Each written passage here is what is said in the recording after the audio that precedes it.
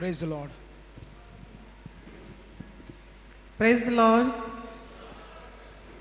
Good evening, all of you. So, today I'm really not prepared to say what I have to say. I really don't know what I have to say, but I believe that God has done marvelous things in our life, and He will lead and He will prompt it. I have to say, praise the Lord. So, I really don't know from where I have to begin, because since the day I was born, the miracle started. That's what I believe. And God has promised, and God has got a special purpose in everyone's life. And God is good, and He is taking care of us, all of us, in every day, every second of our life, and He never forgets us. Do you believe in this? Amen. You are faithful people of God. You believe in the Lord, not because of Brother Johnson or not because of any person seated next to you, but it is God's call. That's why you are here and I am here. And I believe that today, if I'm standing here, it is not an accident. It is planned by God to tell you the testimony, what is in my life. So, I was a premature baby, was born 7 months, and then my mother thought I will not survive. So they baptized me before 40 days, thinking that I'm going to die. And my parents believed that they baptized the child, I will be in God's kingdom, even I will die. So, but today I am 43 and I'm not yet died, and I know that God wants me to stand and do the miracles and proclaim the good news for Him. All the way in these 43 years, God has done marvelous things in my life. So many miracles each day, but I would like to say few of them.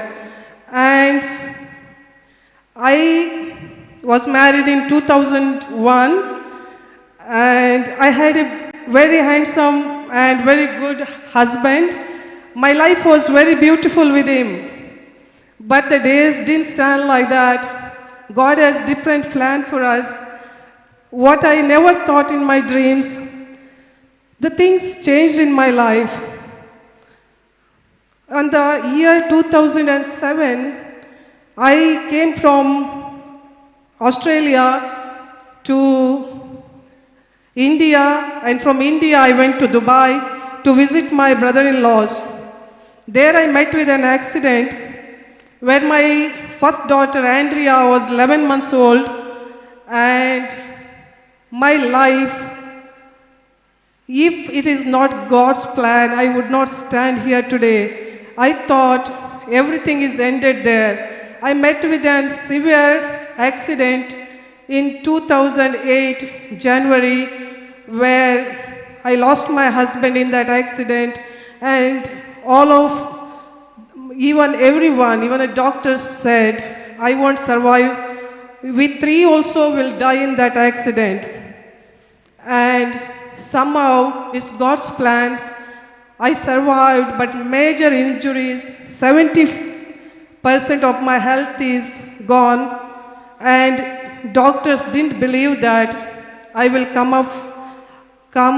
I can overcome that accident. But in my heart, I believed God will never let me down, because He has got a purpose in my life.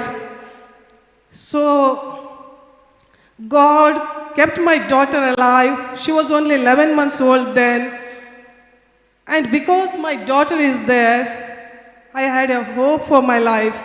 And every day, I told to myself, the memory of my husband, my daughter, I will take care of her, and I will be a good mother to her, and I will be father. I will take the role of both. And I brought up my daughter, first daughter, Andrea. She's now 11-year-old. And I'm very happy and a proud mother to see her growing beautifully in God's word. She is very much into God's word, and I believe one day she will be a prophet. She says always, I want to be a preacher, and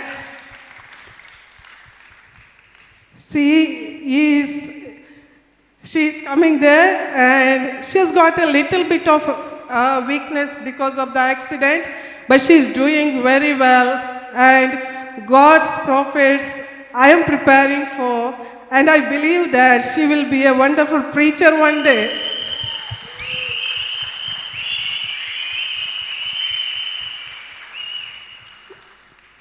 And life was moving, and I thought, since her dad is passed away, and I don't wanted to get married again, but life won't stay like that. God has got special purpose for each one of us.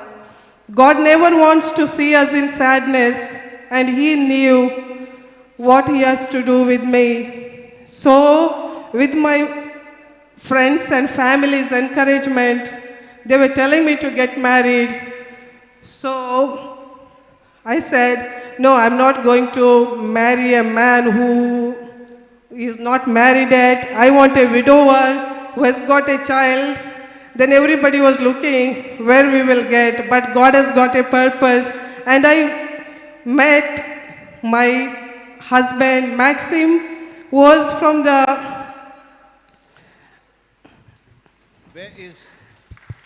Where is the husband, Brother Maxim?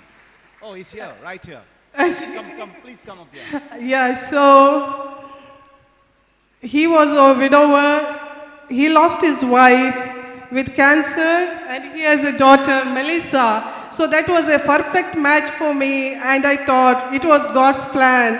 Whatever very sad happens in our life, but always God has a promise.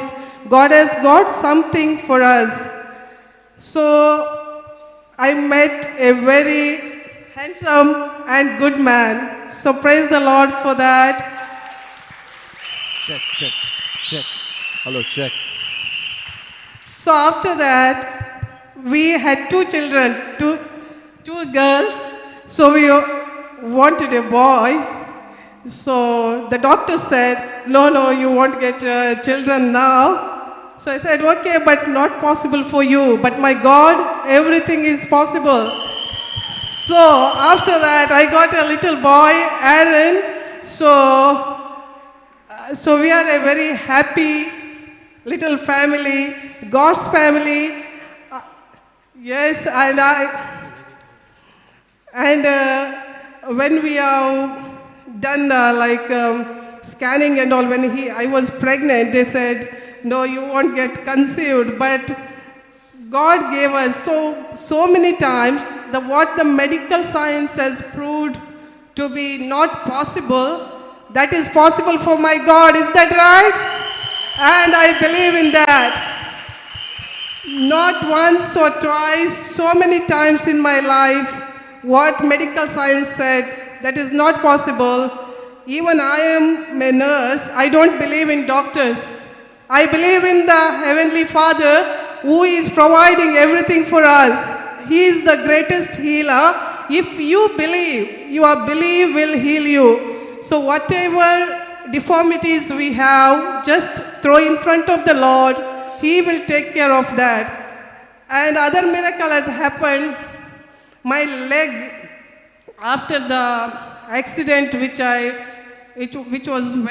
was injured very badly, and my one leg became shorter because it was crashed so badly. So when they are doing the operation, they have to cut the parts and do the things. So one leg became this much shorter. So I was walking little bit, tilting this side, that side, and 2 inches.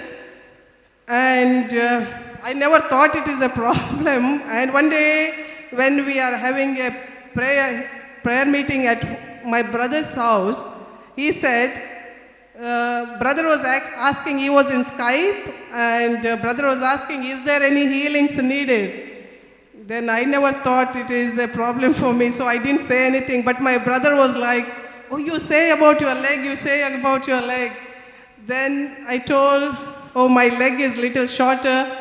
Then brother was in, I think he was in Ireland or somewhere, and he prayed in Skype, and my leg suddenly started growing, and now both the legs are the same, equal length. Now you won't know, I will not make any dancing, so I will walk properly. So praise the Lord for that. And in medical science, even though I was in most advanced country in Australia, they can't do anything. Because doctors have told me, we can't do anything, you have to wear an insole. So that's what they can do. But the Lord is my healer, and He can do what is not possible for the doctors. Praise God, praise God. Yeah. Praise God. So life is a beautiful journey if you have got your Lord by your side. I have undergone so many problems. What I have told is just a little part of it, but life has got so many ups and downs. But you have to have the Word of God in your heart. Talk to your Lord every minute of your life, when you're walking, when you're talking, when you're dealing with others. Just see that what God wants you to do. We don't have to do mighty things, but God will work with us. Do little things, and you will find the bigger peace in your heart. Do that one with God's love in your heart. That's all we need. And God loves us. Whatever trouble maybe we are undergoing, one day we will reach our destination with Him. So that is the beautiful ending will be for our life. So only one thing, keep up your faith always. Can we give the Lord a round of applause for this sister? You know, while this sister was sharing, I was suddenly reminded of the book of Job. And we are standing and listening to a live story of a modern day Job. You know, Job in the Bible was a man. But you know, when you talk about the Bible, it doesn't matter whether you're a man or a woman. All that matters is what the Lord has done. And your story sort of is so much parallel to the modern day Job, you know? Isn't that wonderful? Isn't our God so faithful? You know, she loses a husband. Her husband, Brother Maxi, loses his wife. And in the whole plan of God, they meet one another. And they have a child, they have a family. And the package doesn't end there. After the accident, there is a complete healing. And after you see it all, she can walk and she can jive and she can dance and do everything without the limp because of the faithfulness of God. Isn't that wonderful? Isn't that wonderful? Complete package. Yes, brother, you can share. I share one miracle happened recently. I got back pain. I couldn't sit in a chair for 5 minutes continuously. I have to stand up and walk. Then we went to the doctor. He suggested to do a MRI. In MRI, there is a bulge in my backbone here, somewhere. They suggested to do the surgery. But we kept in the prayer. Within 15 days, nothing is there. There is no pain now. I can sit hours and hours in the chair. No pain, nothing. Praise I can God. I could not bend before, and now I can bend and do anything. Isn't that wonderful? Everywhere there's a testimony. Everywhere there's a testimony. Isn't that wonderful? So where's the mic going to now? It's going to the little prophetess, Melissa. Let's give her a round of applause. She said when we asked her, are you ready to share? And she said, yes, I'm ready to share.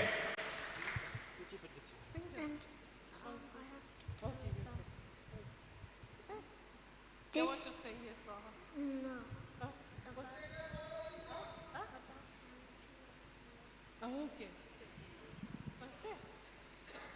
This is about my sister Andrea. A miracle that happened on the same day Mom's leg grew, where my sister was on a wheelchair after her operation, and Brother Johnson was saying a prayer. After a little while, she was walking with the plaster cast with nothing to hold, and without crutches as well. She was walking properly, and I was surprised with that. Praise God. Praise God.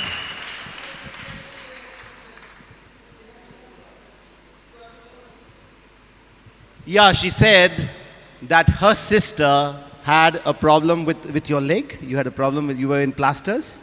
Yes. And when the same day you were on a wheelchair. Yes. You were on a wheelchair. She was on a wheelchair the same day her mom got her healing. When her leg grew by 2 inches, on the same day there was a double package.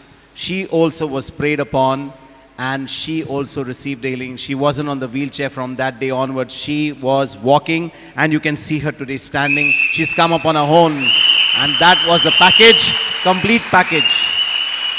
And what about little Alan? Have you got something to say?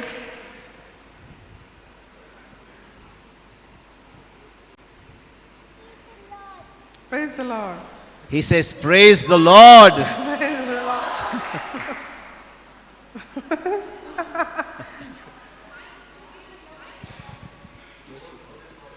Okay. Okay. Oh. 2 songs and then. Okay. Brothers and sisters, as you can see, want to say something? Thank you, Lord. Thank you, Lord. Thank you, Jesus. Thank you, Jesus. Aren't we all blessed to have this family who have been touched by the Lord all the way through? This sister has received a healing. She has got her leg grown by 2 inches, and you can see that there's no limb. She's walked up here. So, right here, watch this. right Watch this. here in our Watch this. midst, we have someone who also needs that healing. Can you walk down the stairs and come back? It's a perfect legs. Yeah. The leg grew by 2 inches. Now the best part that I want to tell you is, I was not there physically there. I was in Ireland. She was in Australia. Thank God that God has given us technology, that we can make a Skype call and the person on the other side is ready to believe. And the next moment they all saw it, that the leg was growing, and it grew by 2 inches. Praise God. Now there was one sister. Yeah, there you are. Please come. I want you to touch that sister. Yeah, come. Keep holding her. Valerie, just bring her. You can go down. And she has got a back pain. So I want you to kill that back pain. Go ahead. Praise God.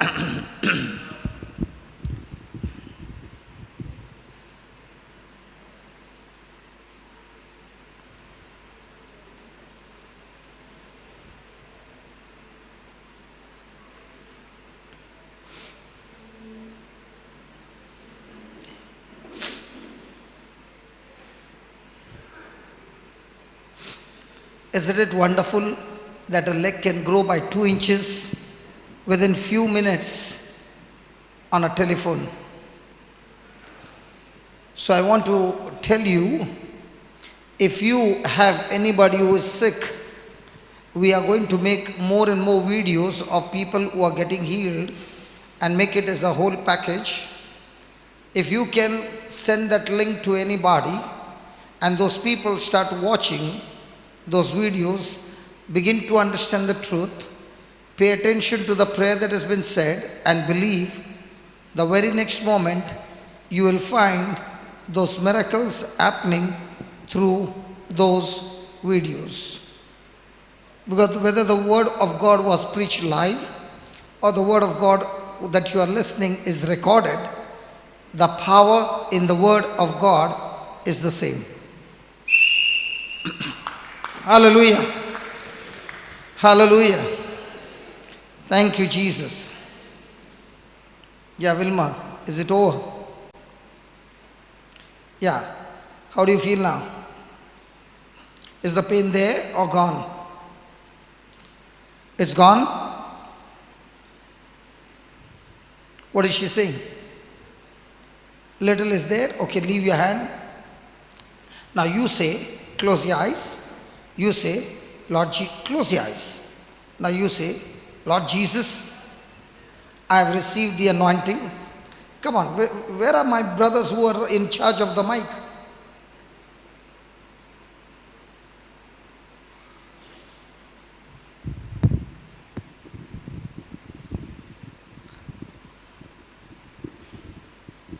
Lord Jesus, Lord Jesus, close your eyes. Lord Jesus, Lord Jesus, I thank you.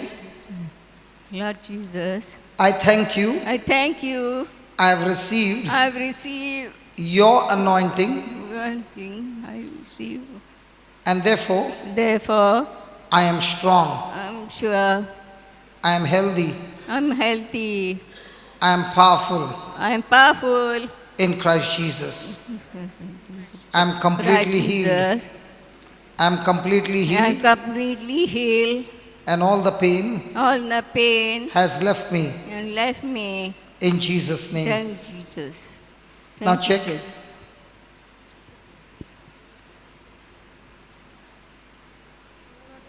Now not there. That's how it is. Yeah. Are you surprised? Yeah. Yeah. It was your words that healed you. Now you are smiling? Yes. Yes. Yes. You wanted to go at 5 o'clock. You waited till 6:30.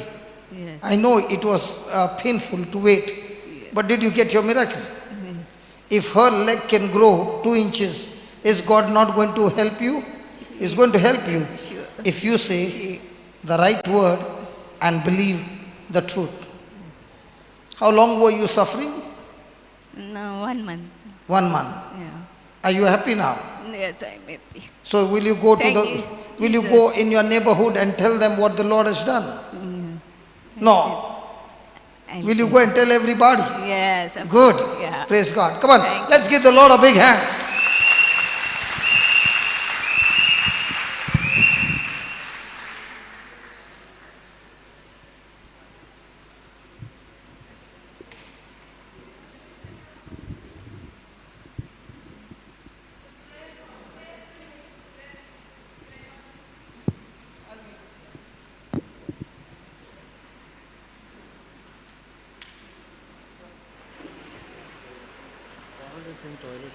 Okay. Thank you. Hallelujah. Hallelujah.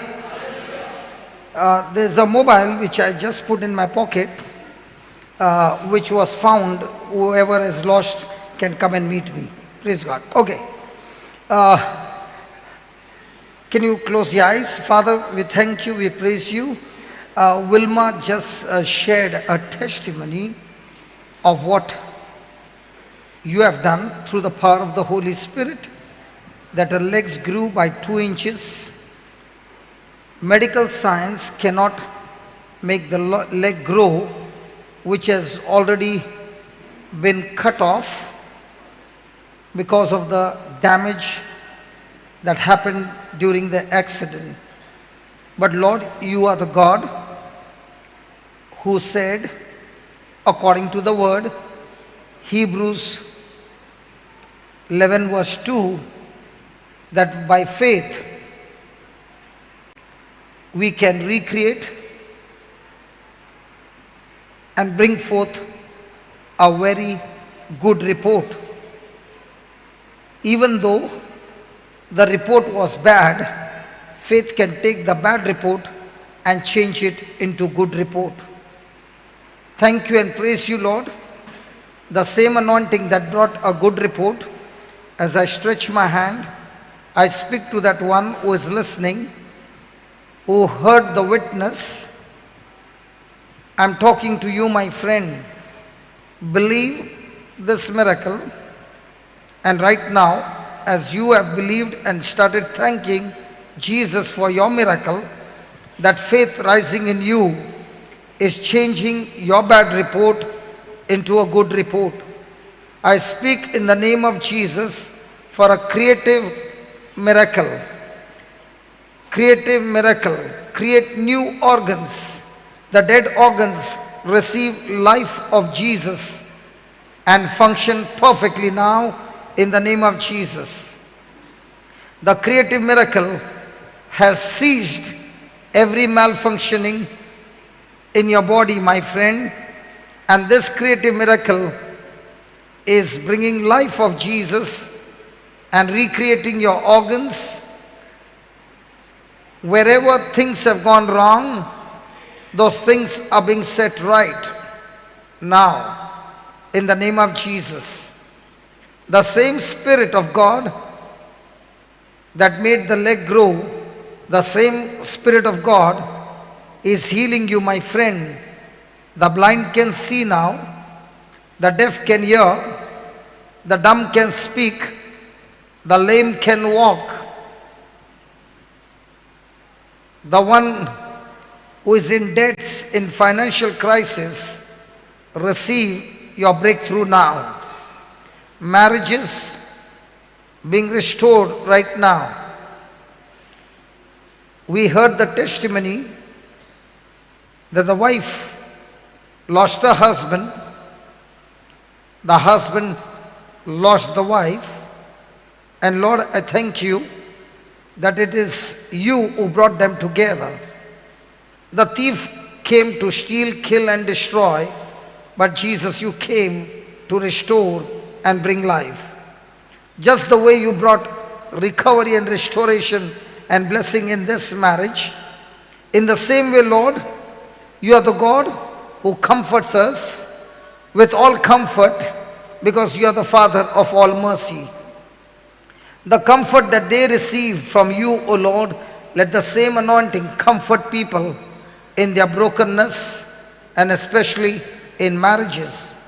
We speak repairing of marriages, restoration of marriages, blessing in marriages, anointing in marriages, healing in marriages. Lord, thank you as you took care of their children. In the same way, your anointing is bringing your hand upon the children, and you are supplying every need of the children. Thank you, Lord, that these children are being raised up in the atmosphere or in the presence that you are, so that these children are growing into mighty warriors, mighty soldiers in the kingdom of God. Thank you, Father, for all this in the glorious name of Jesus. Amen. Can we give the Lord a big hand of praise? Come on. Thank you, Jesus. Hallelujah. Hallelujah. Isn't it wonderful? They were just passing by and they had come to meet somebody else, and they asked, do you know where this center is? And they said, it's very close by. And they just dropped in. And when they dropped in, I said, would you like to share your testimony? Because in this testimony, can a leg grow by 2 inches? As I was telling you, that I've seen so many hands and legs growing, praise God. And if you understand, by faith we can make organs come back alive. Amen? Hallelujah. Hallelujah. Before the break, we were studying on strife, and strife is the biggest trap of the enemy, and many Christians get entangled in this trap, and instead of moving in the right direction, strife will take a person absolutely in the wrong direction and destroy the person's future. Hallelujah. Hallelujah. Thank you, Jesus. Thank you, Jesus. Write down. The devil knows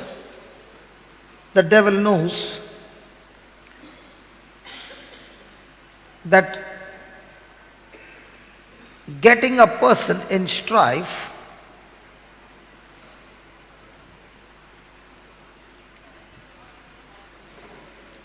he can trap him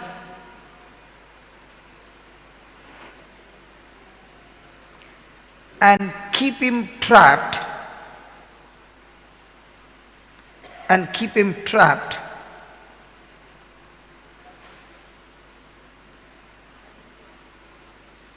all the time.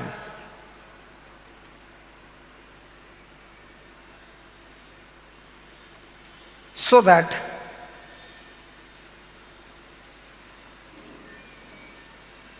the person's mind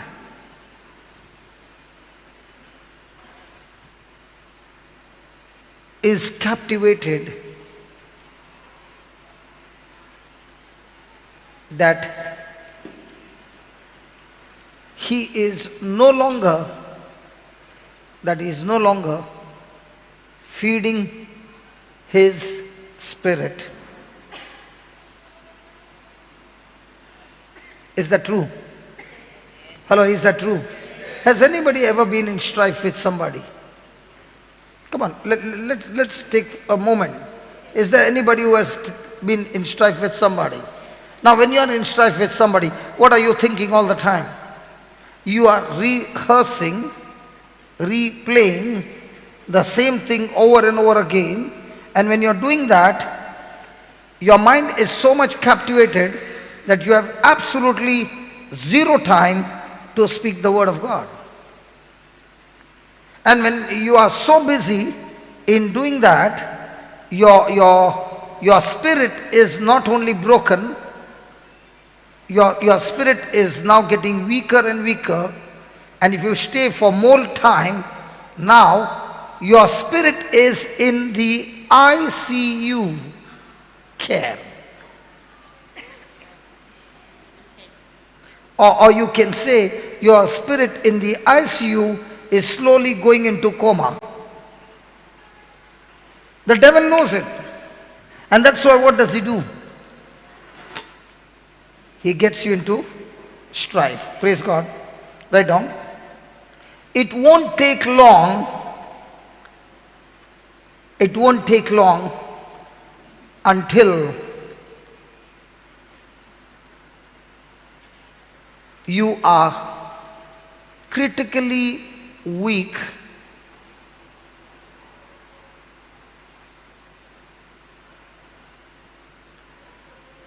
and now you are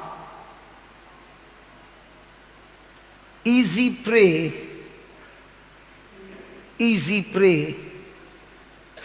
for anything, easy prey for anything that comes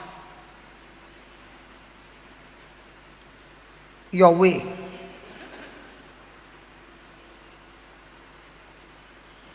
Praise God.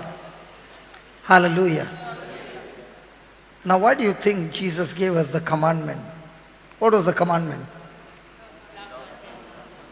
Hello, what's the commandment? Now, why did he say this is a commandment? He could have said, this is my suggestion to you. Did he say, this is my suggestion? Or did he say, this is my option for you?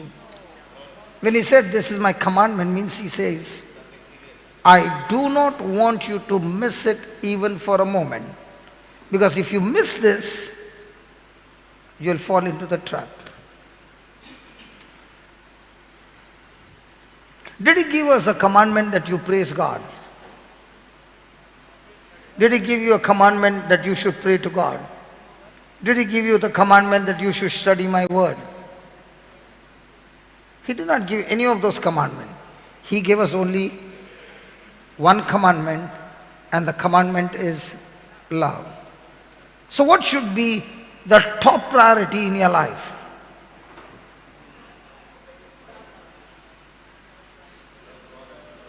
Love one another as I have loved you.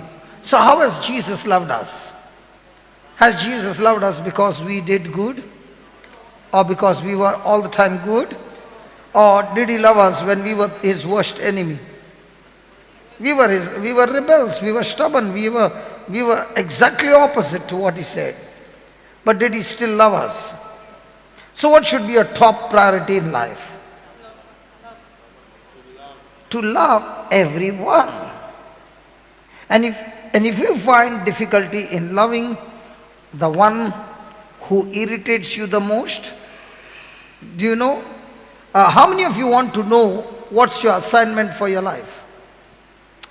Wilma said, God has kept you for a purpose. Come on. So how many of you want to know your purpose? Okay, the answer is so simple. The one who is irritating you the most, okay, that person to win for Christ is your purpose for your life. I'm not joking.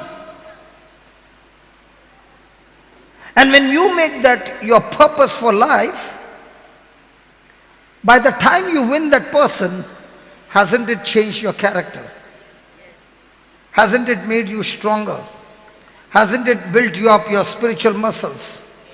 Hasn't it taught you big strategies? Okay, I will prove to you through scriptures. Okay, I like to prove to you through scriptures. Now, let's say you're walking this way and Brother Alwyn is my arch enemy. Okay? He has been irritating me all the time. So, will I be going ahead to love him, or will I take an about turn? Okay, let us see what the Bible has to say. Hello? Do we believe the Bible? Yes. Good. Give me 1 Peter 2 verse 18.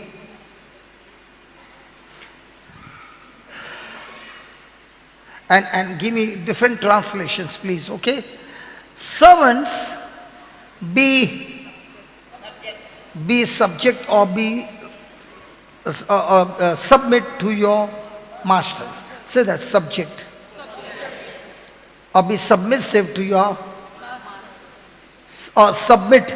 Say that, submit. What is the meaning of the word submit or submission? To give? To give in to a person. So wives be and husbands be. He never said that. It should be same. No, it cannot be same. I like the question, why? Wives be submit to your husband. He never said husband be submit to your wife. Big question mark, and all these wives are saying, why? What did he tell the husband? He never said love your wife as you love yourself. He said love your wife as Christ loved the church. That means, did Christ take everything for his bride and took the bride place on the cross?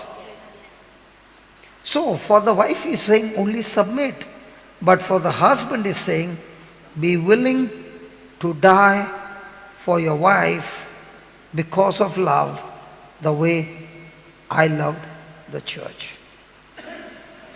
Now, do you want husband to submit to wife? Now husbands were saying, please preach, submit to the husband. Husband, how are we supposed to love our wife? My brother was saying yesterday about this. How Jesus loves us. Hallelujah. Now, what is the meaning of the word submit? Give it to you.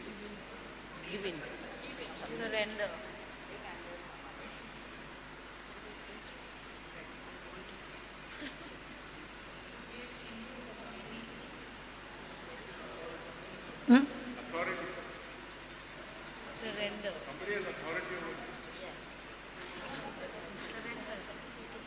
Okay. Have you heard the word submarine? Submarine. What is submarine? Going under water. So what is submission? You got a mission and you are going under that mission. Okay? Okay. Now, do you have your own desire in life? Correct. Now, are you a daughter of your mother? So the mother says, baby, I don't want to do that. Now, which one do you want to do? What the mama desires or what you desire? What do you desire? Now, when you say submission, you are saying, Mama, I have the freedom of choice. But because I love you, I'll prove my love by cancelling my mission and make your mission as my mission, and that is called as submission. I have the freedom, but yet because I love you, I'll do it for you. It's not easy, it's painful, but I will still do it for you because I love you. So submission is not by force. Submission is only because you love. And I always keep saying, love will confuse demons. So if your husband is gone crazy and you go out of your way, oh Jesus, let me give you an example, submission. Submission. There was this lady who was a woman of God and she would go preaching the word of God. The husband hated that. So one day she reached home a little late. Okay? And it was a cool winter night and he would not allow her to get in. He would not open the door. Noni, if you are in a car and you spend the night, the whole night in the car, can you be frozen to death in your country? Yes. Come on. Yes, because here people won't understand. Because here you can sleep the whole night in the car, you will feel hot. But in their country, if you are there in the car the whole night, you understand what I'm saying? You will be frozen to death. And this man did not open the door a winter night. So she knows I cannot survive this night. What do you think will be her emotions? Should she be loving to her husband or curse him? Okay? So she is praying to God and she's saying, Lord, I've done my job and my husband has put me out of the house. He would not open the door and I'm still stuck here. But I'm not going to curse him, I'm going to love him. And she begins to thank God for her husband and starts loving him in a prayers. And the Lord says after some time, go and check the garage, the door is open. So she goes and pulls the garage and the door is open. So she goes and has a night in the garage. Is she safe now? Yes. Early morning, she rings the bell. The husband is ready because he knows if I put her the whole night, when she comes in, how would you come in? With full of love. Do you know what she does? The moment he opens the door, She goes into his arms, hugs him, kisses him, and says, I'm already late. I'm extremely sorry. I have to prepare your breakfast, and starts preparing the breakfast, and she's in the kitchen singing God's praises. And the husband goes wild. And he says, I'm here ready to fight, and this woman, instead of getting angry, is still loving me. So he comes and says, what kind of a nut are you? You are supposed to be angry with me. Can you tell me why are you not angry? And she turns around and says, he told me to love you anyway. So he begins to ask her, who is this he? And she says, that's my Lord, Jesus Christ. And he goes on his knees and says, can you please introduce him to me so that I can have the same thing what you have?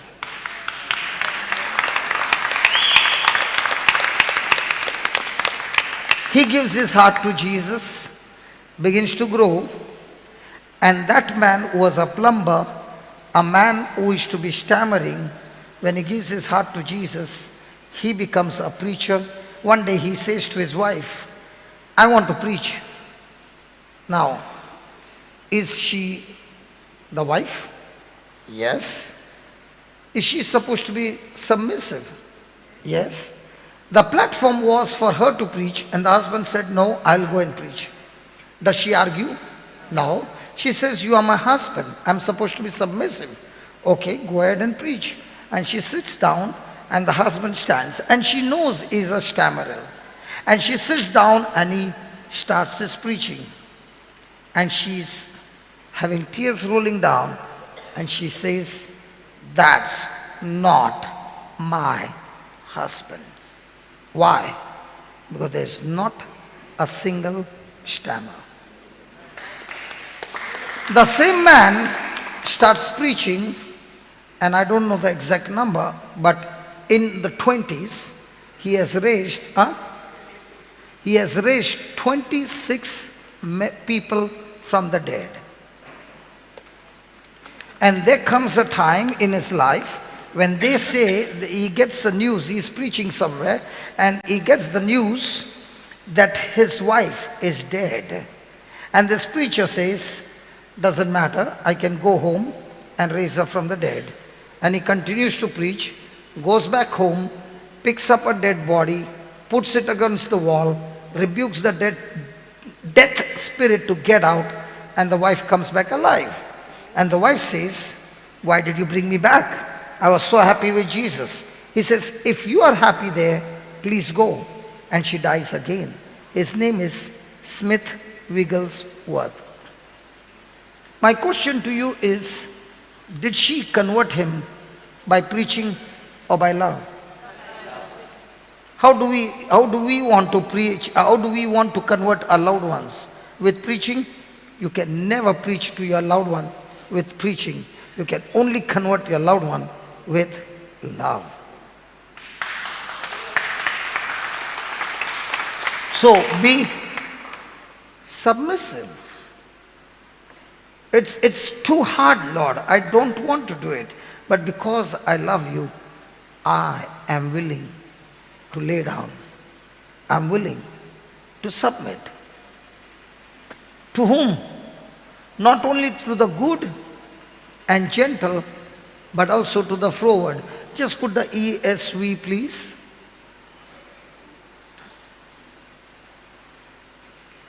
Not only to the good and gentle, but to the unjust. Do you like to submit to a person who is unjust? You are right and I'm wrong. Do you like to submit, Mama? Because you are misright all the time. And when you are misright and somebody is holding on to you who is not right, it brings fumes on your head. Is that right? As long as I'm right, I will work for it. Is that right? And the devil is always bashing you up in that area. He is not tempting you and saying, come, let's go and commit some sin. But he will always bash you up where the unjust will come and bash you up. He will not say, let's go and rob somebody. because you are like a bulldozer there. But you are extremely fragile when somebody unjust comes and irritates you.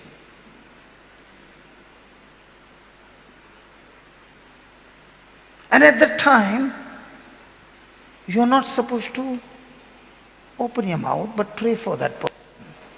Does your thermometer goes right on top? The mercury sometimes blasts and the thermometer gets melted. It does, yeah. You now understand where the weakness is. Because you are saying, Lord, I did not do anything wrong. How can? See, let's say I'm a mechanic, okay? A mechanic clothes are full, oily and dirty. So she comes and she takes the pen and writes something. Will the mechanic have any issue? No. Now Stephen comes with his white. Stephen, you're always in white. Now you take your pen and start writing over there. Will he get irritated? Why? Because it's white. So what is the devil going to do? You are too white, let me write something on your dress. Now, is it irritating you, Mama? So now what will you say? Go ahead and write here. Write here as well. No problem. I still love you. Mama is frozen today. 19. For this is gracious thing, when mindful of God, one endures sorrows while suffering unjust. Give me the King James. Oh my God, this is wonderful. This is wonderful. For this is thanksworthy if a man, for conscience towards God, endure suffering. Has anybody ever suffered wrongfully? So God says, it is good for you. If that is true, then there are so many people. Give me the RSV. RSV will give us more deeper. And some of you might even fasten your belt because you will jump out of your chair. Oh, the NRSV? I wanted to see, because we always like the word credit. The bankers, they love the word credit.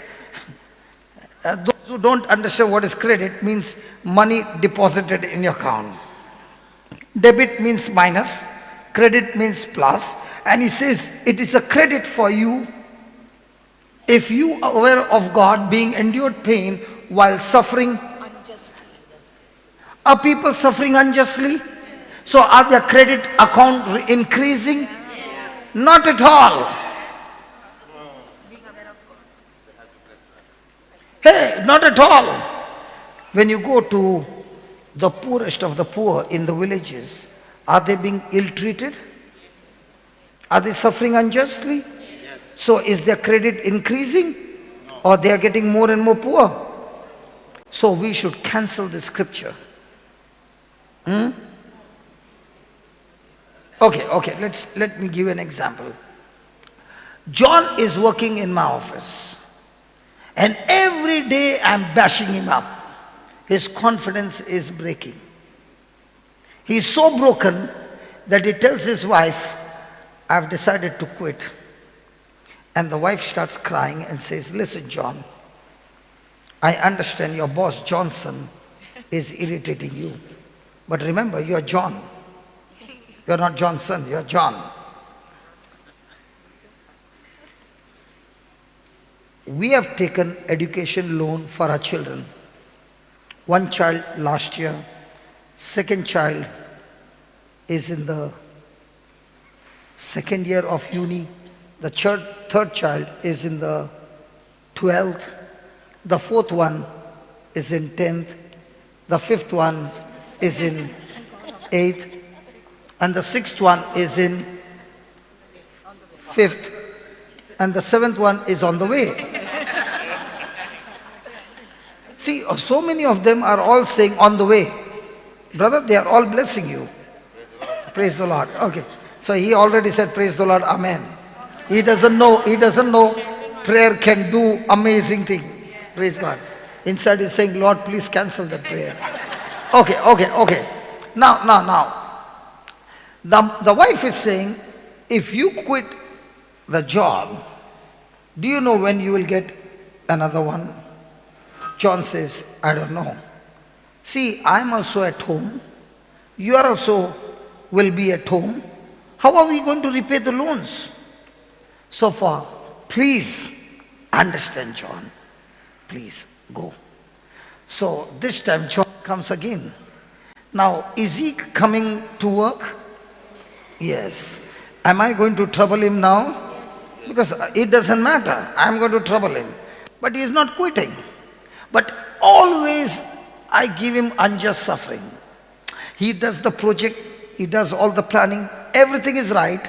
And you are the people. I take his project and tear and I say, I did not like it. Do it again. What happens to him? So as he is suffering, is he going into depression? Yes. And his credit is increasing? So how will the credit increase, man? You know, credit increases only when, No. Look at the scripture. Don't give me any answer outside the scripture. John, how dare you give me an answer outside the scripture, John? Give me the answer from the scripture. For it is a credit to you if, being aware of God, you endure pain while suffering unjustly. So when is the credit? When is the credit? When is the credit? If you are aware of God. If you are God conscious, that means you are ready to take the suffering and you are saying, Lord, I am doing it for you. Just as you suffered, Lord, I am suffering, but all this I am doing for you so that you are glorified. I am not going to curse him, I am going to bless him, and I am going to win him for you. Now there is a credit. So how many credits have you blown off by opening your mouth? Many. Why do you think I picked up you as an example?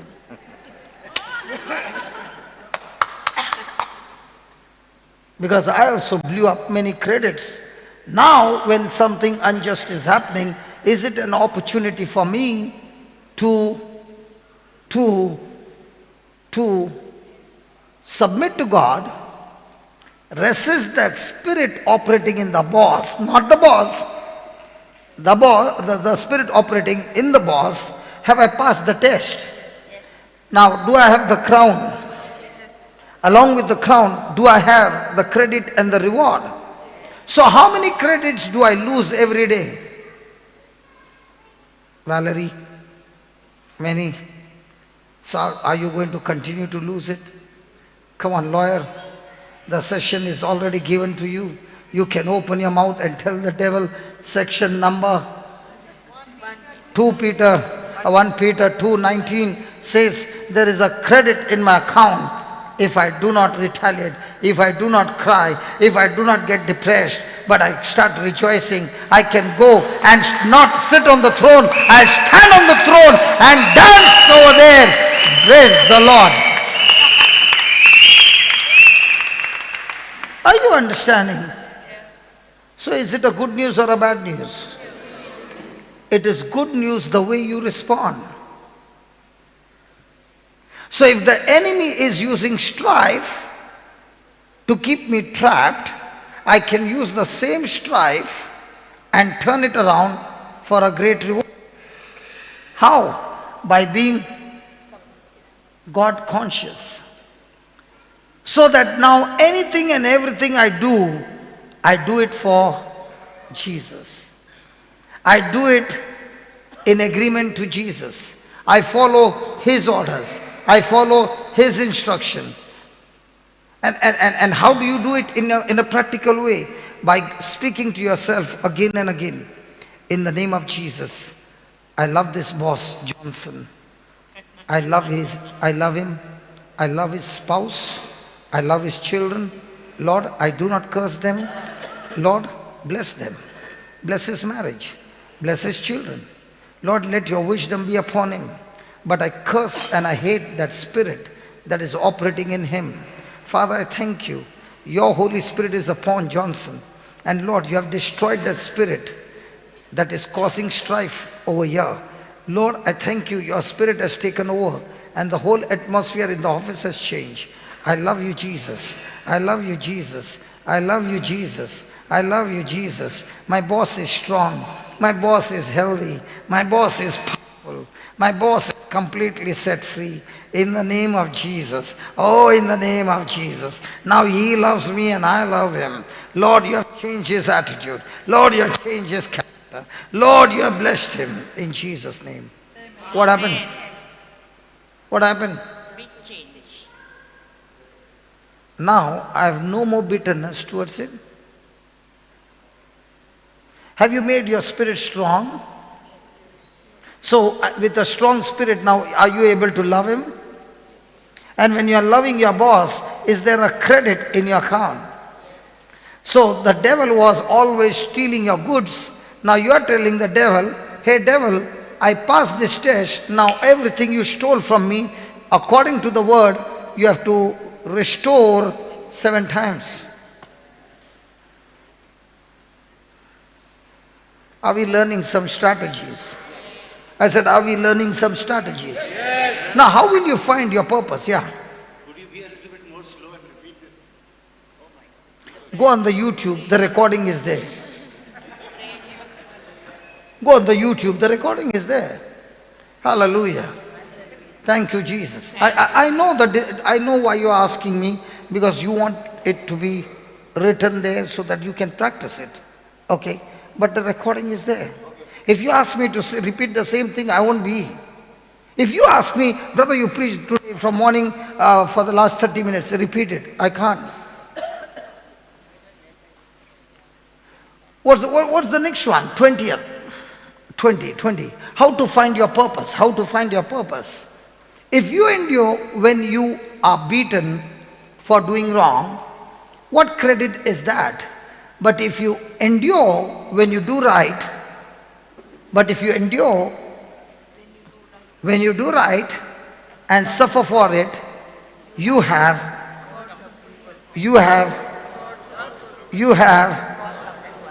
how many of us, when the heat begins, we quit and we run away from that place? Let's take for example,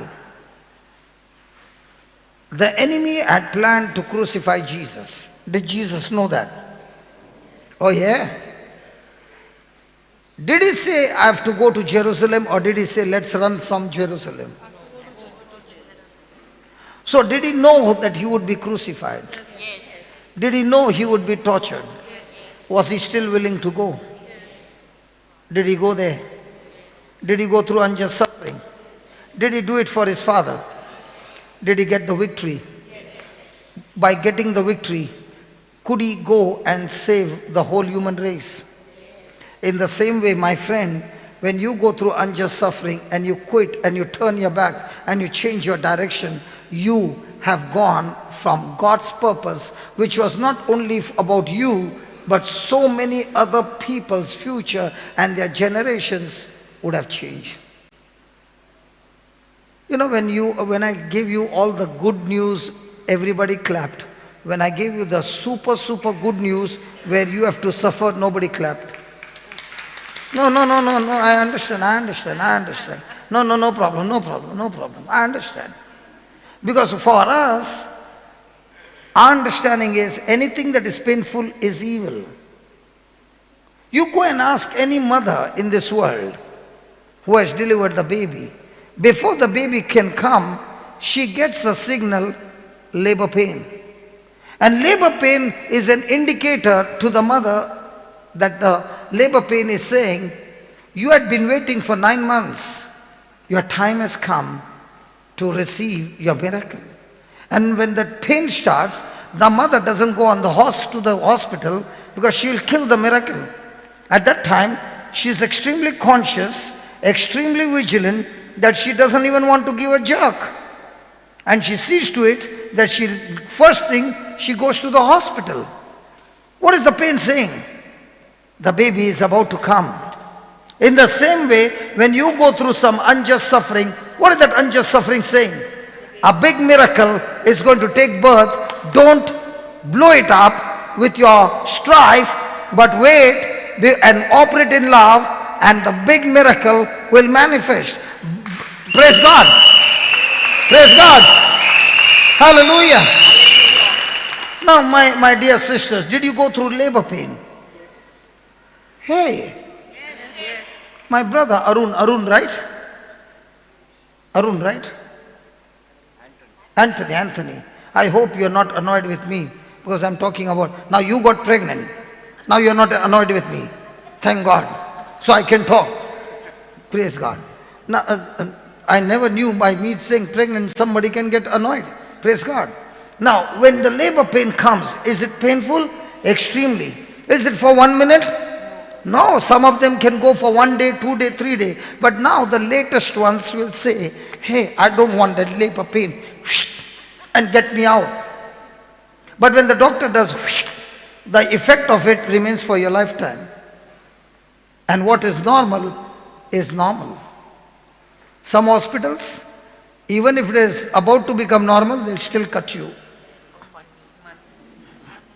Praise God, doesn't matter. Let's not go there. Praise God.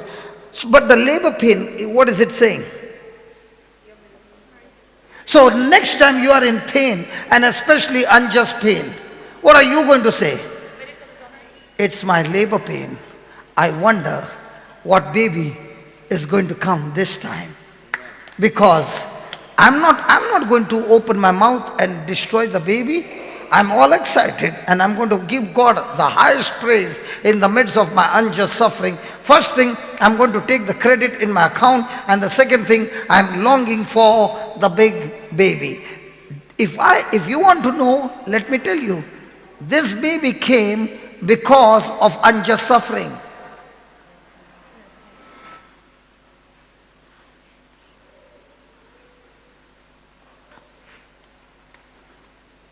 I did not get any place to preach. So I said, Lord, I have no place to preach. And that's the time I began to say, God, if you can give me a place of my own, I can preach and preach and preach and preach and preach, and nobody can stop me. Praise God.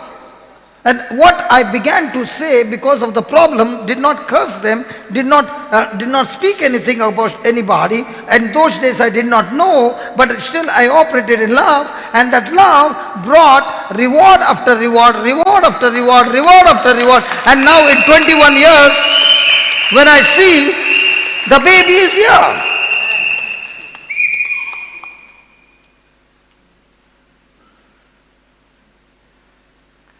And this baby is 9 years old.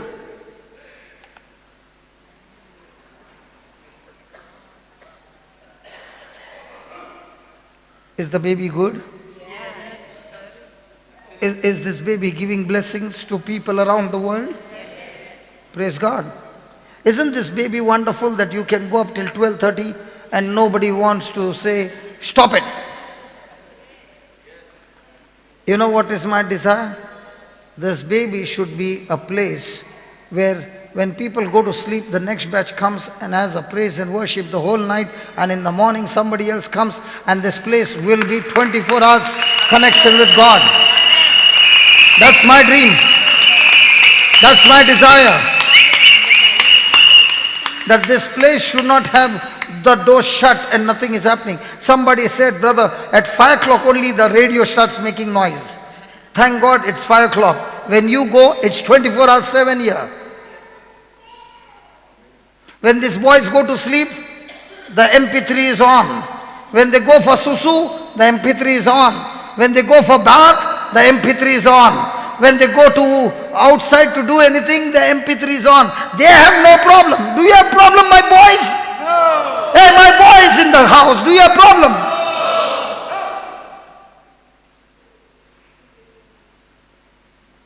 Because they are so used to, just like a person breathes oxygen, they are used to now oxygen of heaven.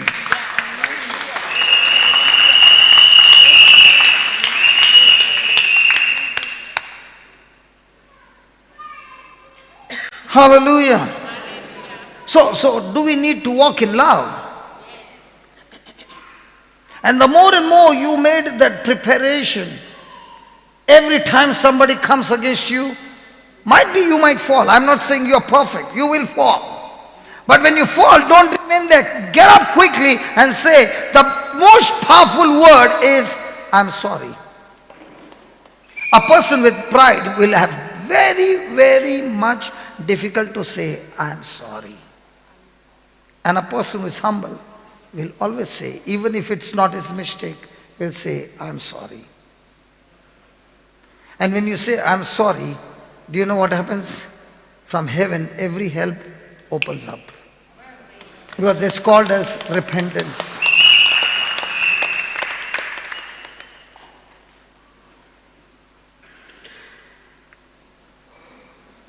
So how many of us have gone out of God's approval because you're not willing to endure it? So now, did you find how to find God's purpose in your life? When you go about doing good and there's unjust things happening in your life, don't fight, overcome it with love. That's why we say, I overcome every evil with. Let the weak say. How do you overcome evil? How do you overcome evil?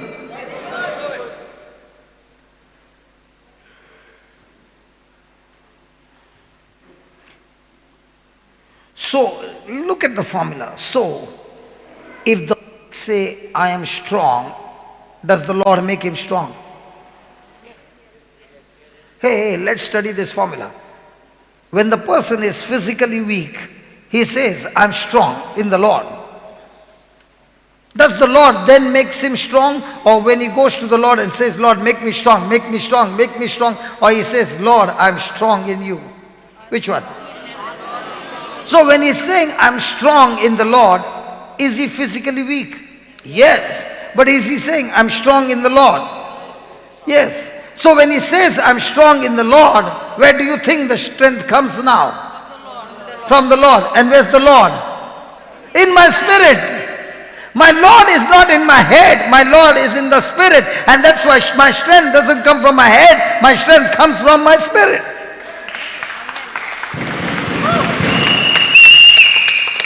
So a person is poor and he says, God, make me rich. Or the Lord says, say that you are rich. And what do you say? I'm in debts. I'm broken. I'm in loan. I'm broken. I'm lacking. Now what will you say? Look into your neighbor's eyes and tell the person, in the name of Jesus, you are rich.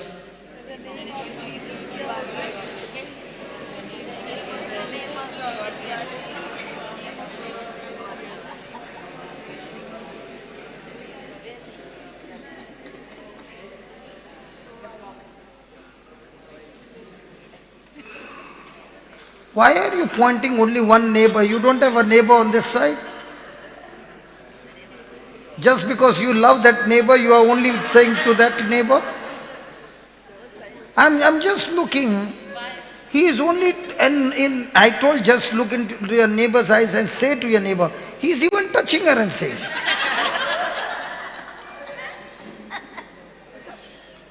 And this neighbor is looking at you and you're not even saying. You got a chance, you're not leaving the chance. Let the poor say. Let the poor say. Let the poor say. Now tell me, after understanding this formula, if a person says, brother, I want to talk to you, what should I say? Tell me, what should I say? Okay, you talk, and I'll keep on listening. And what will he talk? I'm poor or I'm rich? I'm poor, brother, this has happened, that has happened, and that has happened, and that has happened. And then what will he say? Pray to God, keep me in prayer. Did God say keep me in prayer, or did he say open your mouth by faith and say I'm rich?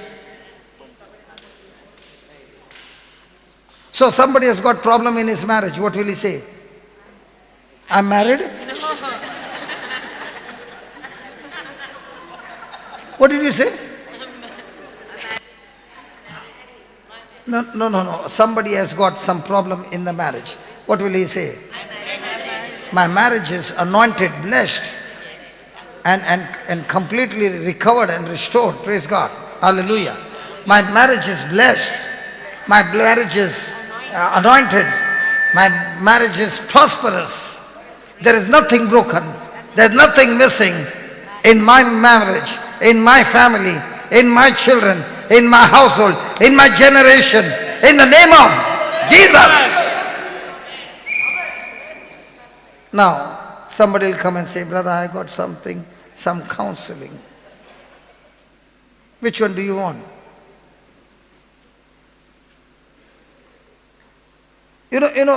Somebody who understands the formula says, Lord, I don't understand, but if he is saying that, and if you are saying that, I want to do that. He says, I don't want to talk to anybody. He takes a chair, sits in a corner, and says, I will not get up for the next 2 hours. Oh, this is a real story, okay? I was in Dacia giving the retreat, and there were people who were there, and I was laying hands and praying. So one fellow came to me, and we were all having lunch, and there's a garden there. So one fellow came to me and said, I want to receive the Holy Spirit. So I said, sit down here. Say, the Spirit of the Lord is upon me. My God himself has anointed me. He has filled me with his power. He has sent me to proclaim the good news to the poor. Okay? He has sent me to proclaim the good news to the poor. I said, keep saying till I come back. Okay? The break got over, I went to the class, I'm preaching over there, and everything is there, and after 3 hours or 4 hours, I'm coming back. This fellow is still there, sitting in, by now the sun has come, and he's in the sun, he's still there, and saying it. What do you call that? Obedience. He did not stop, and from that day on, his life has never been the same again. I've never seen anybody in my life who sat down there and he did not even bother. The break is over and everybody is gone to the class. When he was sitting in the morning, there was no sun, and now the sun has come up, it's hitting on him, but he has not stopped. Now, if a person has got that kind of an attitude, so totally engrossed in the word, what he's saying, do you think he will not experience the touch of the Lord?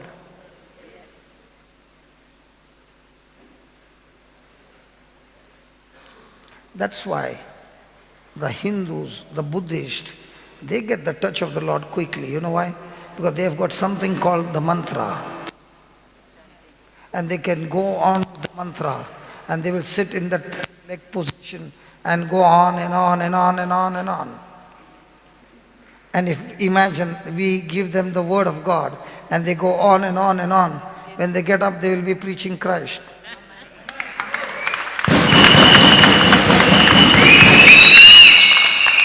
Why do you think they will be preaching Christ? Because by that time they have encountered Christ 100% in their life. And you tell a Christian to say, first thing you say, 3 times, 5 times, maximum 10 times. And how many times are you talking your problem? Only 1 time a day. Hello? How many times do we Christians talk about our problems in a day? Many times. 1 time. How many times should I tell you the scriptures? 5 times. What are you doing for? Oh, she already started? Yeah. Now she is saying cancel that and start speaking the faith that we Christians say the word of God throughout the day. That's what she meant. She did not mean that you are wrong, but she's saying, let's change the words, let's agree together that every member of my family is speaking the word of God day and night.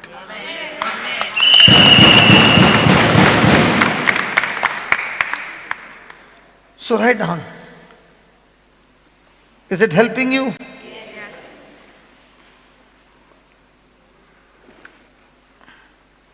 What's the last thing you wrote?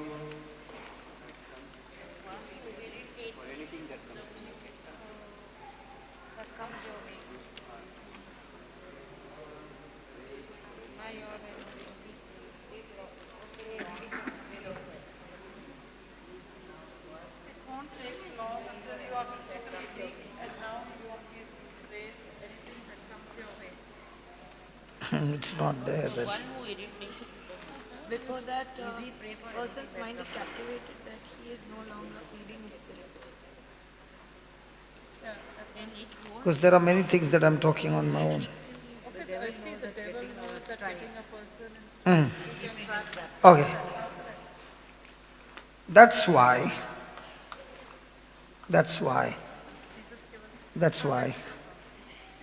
Jesus gave us the love commandment, and not love suggestion,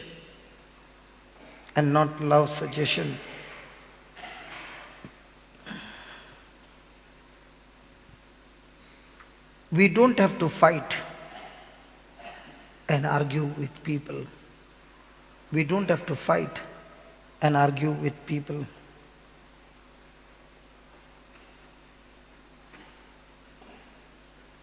It takes two to be in strife.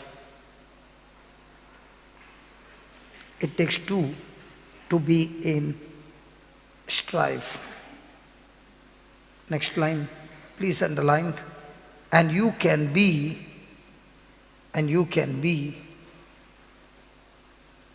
the non-participating party. And you can be the what? Participating party. Means what? Well, I shared with you the testimony of a husband and wife. Was the husband in strife? Yes. Was the wife participating in that strife? No. Was she participating in love? Yes. Now were they both in two different kingdoms? Yes. So as long as she continued in love, did love kill the strife? Love is a killer. Love will always kill the works of the devil. So remember, the more and more intense we follow the commandment of love, the more and more we will see the hand of God supernaturally manifesting in our life, and not only from our life, but we will see our life a blessing to others. Hallelujah. Hallelujah. Thank you, Jesus. We are going to act on love. We are going to act on love. And something will surely happen,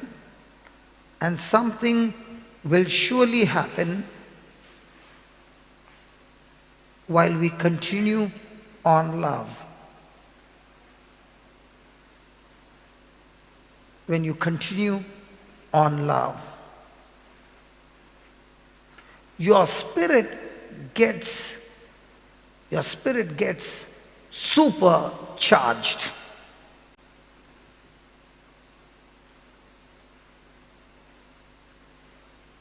It gets abundant life.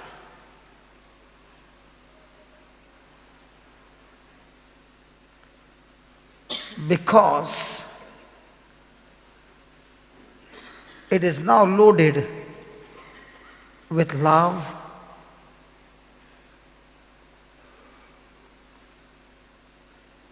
which is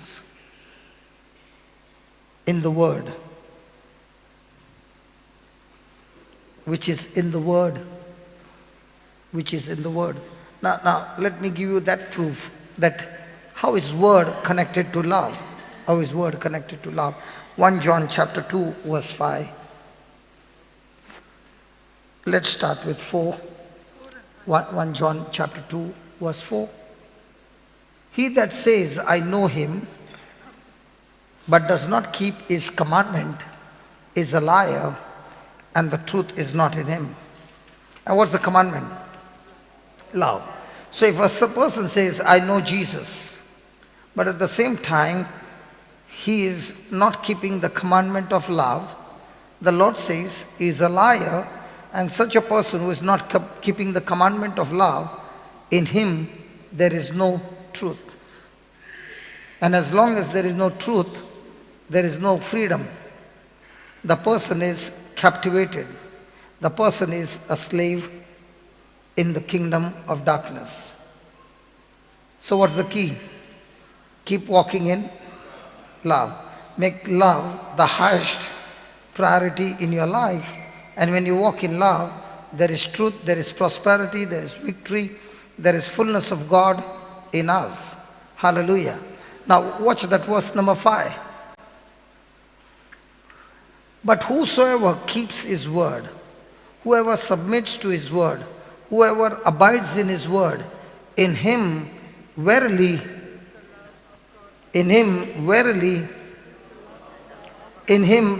come on loudly, in him verily perfected, hereby know we that we are in him. So the more and more you operate in love, especially when you go through unjust treatment, you will begin to know God more closely, more intimately, and more intensely. So a person can be in the class, he might be an excellent singer, excellent preacher, excellent knowledge in the scriptures, but one-to-one, the person is quickly getting into strife. The Lord says, this person does not know me, but this person is only knowing about me. And there's a big difference between the person knowing Jesus and a person knowing about Jesus. When a person knows Jesus, he hears the voice of the Good Shepherd and all the time submits to the Good Shepherd and agrees with the Good Shepherd and carries out his instructions. So is the word having a connection with love? Yes. So the more and more you are submissive to the word, the more and more you will experience the love of God flowing through you in the lives of others. Hallelujah. Hallelujah. Thank you, Jesus. Thank you, Jesus. Is it interesting? Praise God. Hallelujah. So now we know the strategy that the devil uses to checkmate us. So we got to be extremely vigilant that we don't fall into strife. So write down, Joel 3:10 says, let the weak say, I am strong. Let the weak say, Joel 3:10 says, let the weak say, I am strong.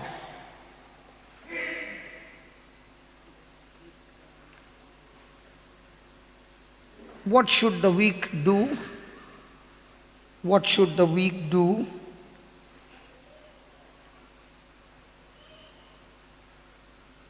Should he think is strong? Should he think is strong? Should he ask God to make him strong?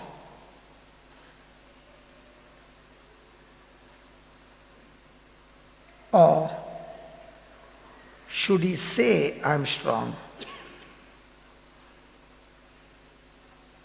What's the right answer?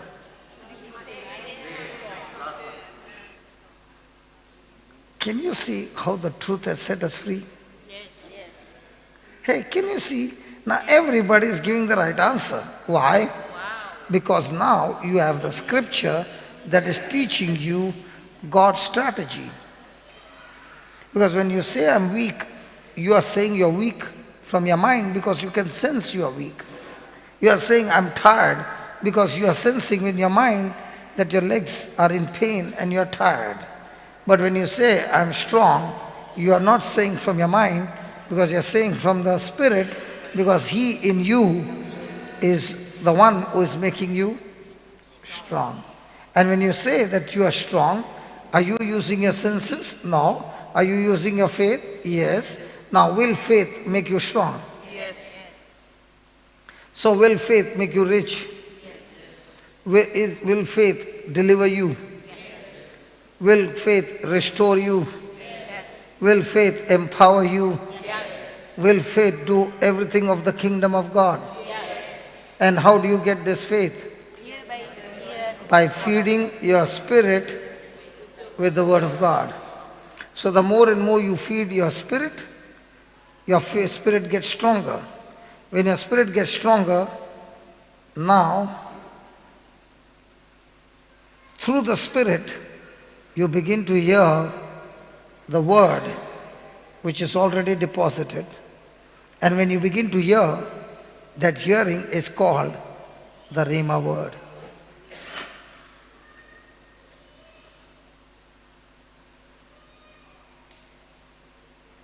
Let me go there. Just give me 2 minutes. I did not want to touch today, but anyway, we are going there.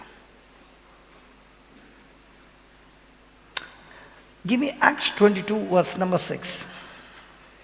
Now, before we start reading, is there anybody here who cannot see the screen? Is there anybody who cannot read from the screen? Is it clear that everybody can read from the screen? Or should I increase the font? You can see? So why did you lift your head? Yeah, question, yeah. No, I've just started, sweetheart. Give me a chance. That's why I came here. Give me a chance. Then you can ask the question. Is that okay? Because I've just started. I'm not supposed to take this topic today. I'm supposed to take the topic tomorrow. But just for you to understand, why is it that when the person is weak, he should say, I'm strong. Okay? I want everybody to read it, please. And it came to pass, slowly. And it came to pass that as I made my journey, and I was near unto Damascus about noon, suddenly there shone from heaven a great light around me. Where was Saul going to? Now, who is he? Paul. From Saul he has become Paul, and he's sharing his testimony. Okay? And he's saying, I was on my way to Damascus. Why was he going to Damascus? To persecute the Christians. Okay? Was it a noon time? Yes. Then what happened? Previous. Don't change. Suddenly,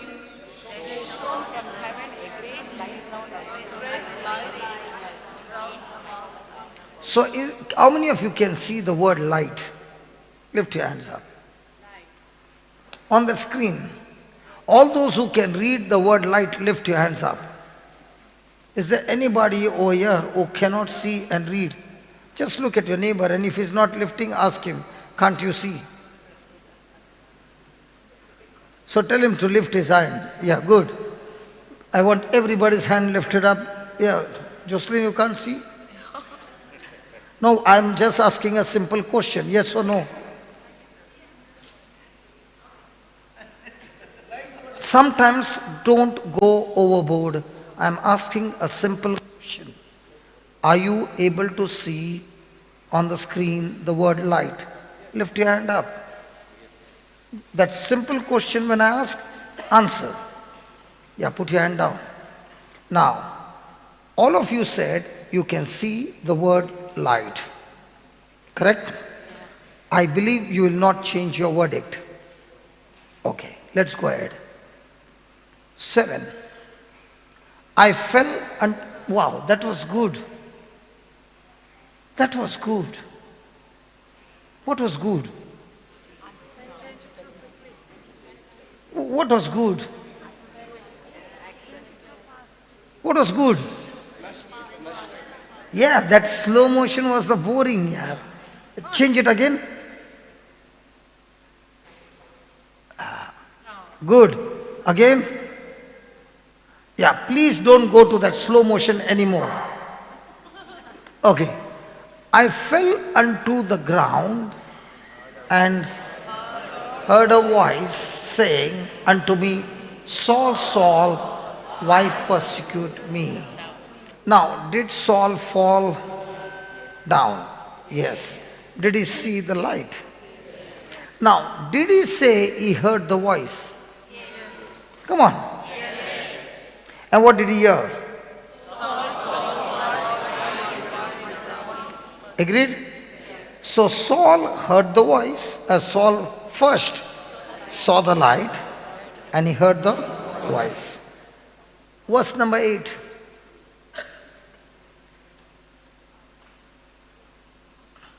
This was too fast. You should be like that. Good. And I answered, Who are you, Lord? And he said unto me, I am Jesus of Nazareth, whom you persecute. Okay, 9. Now. I want you to read it very, very slowly. And they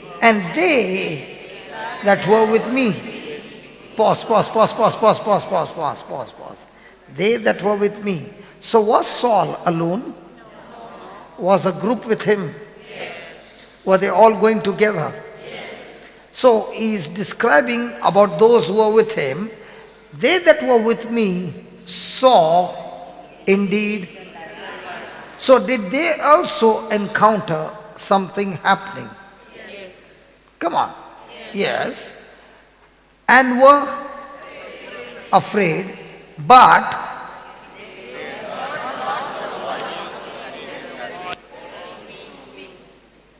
okay. The Bible clearly says that they that were with him saw the light. But not one of them heard the voice except for Saul. Now my question to you is, among all those who went with Saul, how many got converted by seeing the light?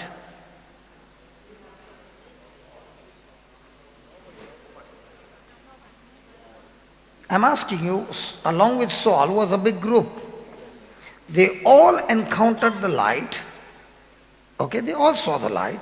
How many of them got converted and changed their life? So who heard the voice? Saul. Did he get changed? Yes. Now, is it enough that you see the light? No. Do you need to hear the voice? Yes. Now, let me explain to you. From the day one that you came here, have you been listening to the preaching? Have you been watching the word on the screen? Have you been seeing mighty miracles happening here and there? Did you see all of that? Do you know what that means? You only saw the light.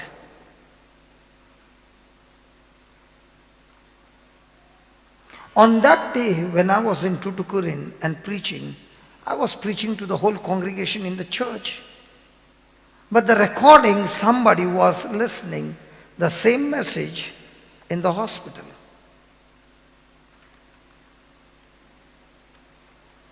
Might be every person in the church saw or heard the message that I spoke, and it might be that everyone saw the light. But there was one person in the hospital.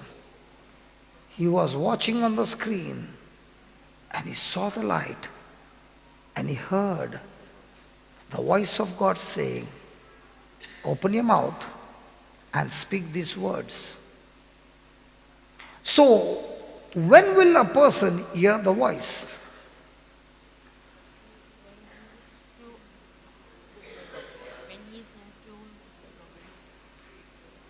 Did Saul hear the voice without the light? No. First came the light, and then he heard the voice.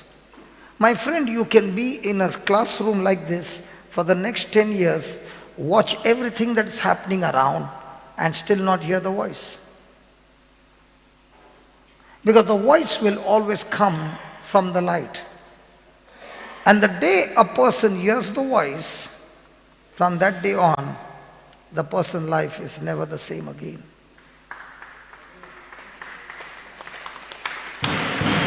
Now the question is, when you see the light, how hungry are you to know that Lord Jesus, who is the light?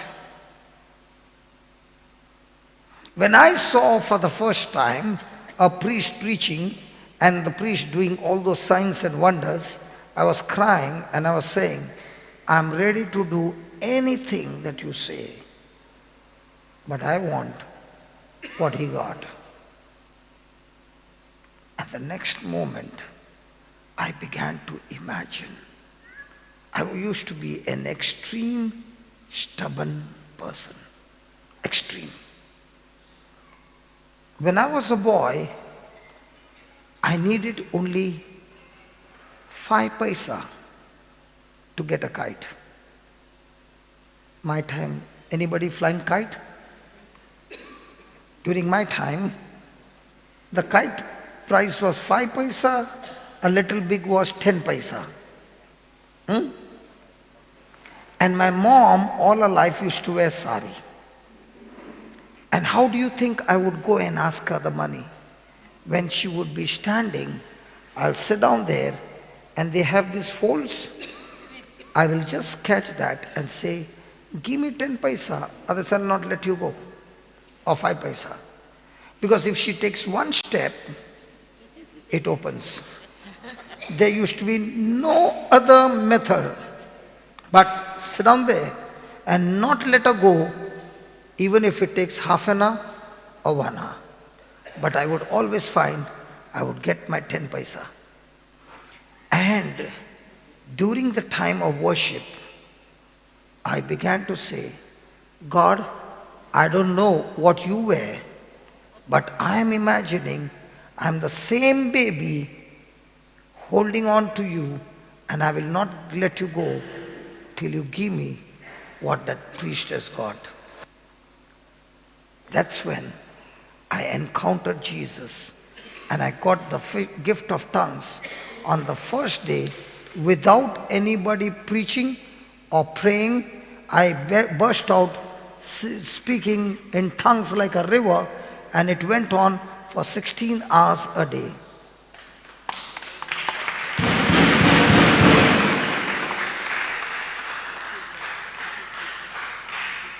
And that's why my spiritual life was not like this. From the time I got that, it was like this. In a matter of 2 months, I was already casting out demons, laying hands on the sick and healing, because all that I desired was, I was broken. I had no money. I had nothing. But when I saw what happened, I did not ask for money. I did not ask for a job. I did not ask for anything. I asked for him.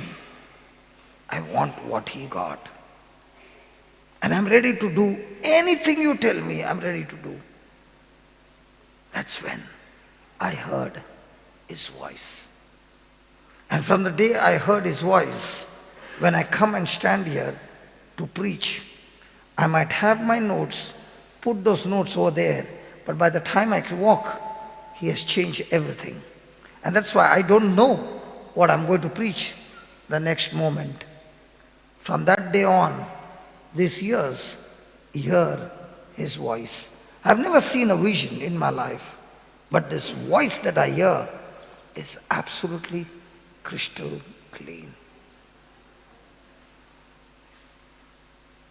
And when you hear that voice, you know and you know it's a Rhema word. And when will you hear this voice? When you stay too long in the light. You know, what? Noni. When a foreigner comes to Goa, they lie down on the beach from morning till night, till late evening. Why? To get tanned. In the same way, when I stay on the word for too long, my spirit is getting tanned with the light of the gospel. And when I'm staying there and staying there and staying there, from this light comes the voice.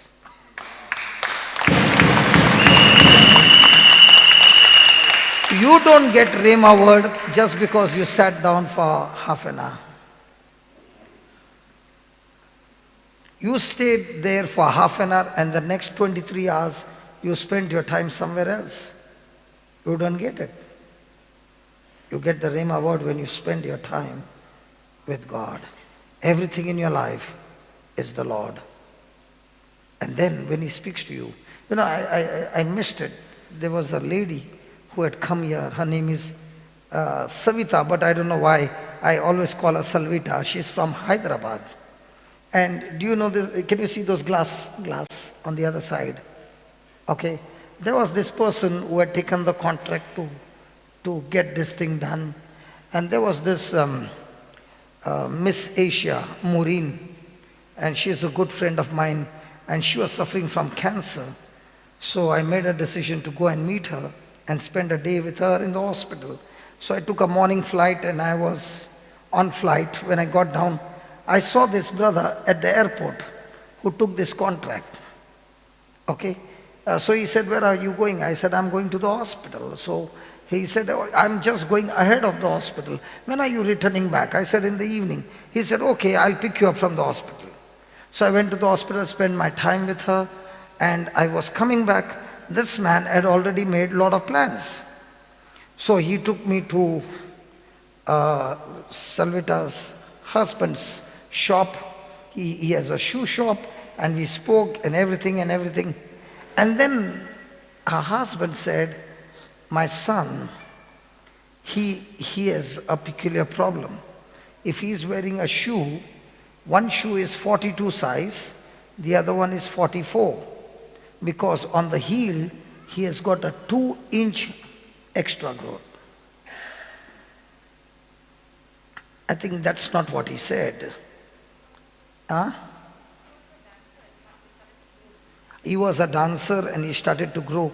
And I asked, is there anybody in your house who has got a problem in the leg? And that's what he said.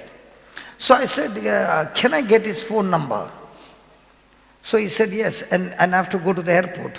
So we were on a journey to the airport, and I called him, and he was in the church.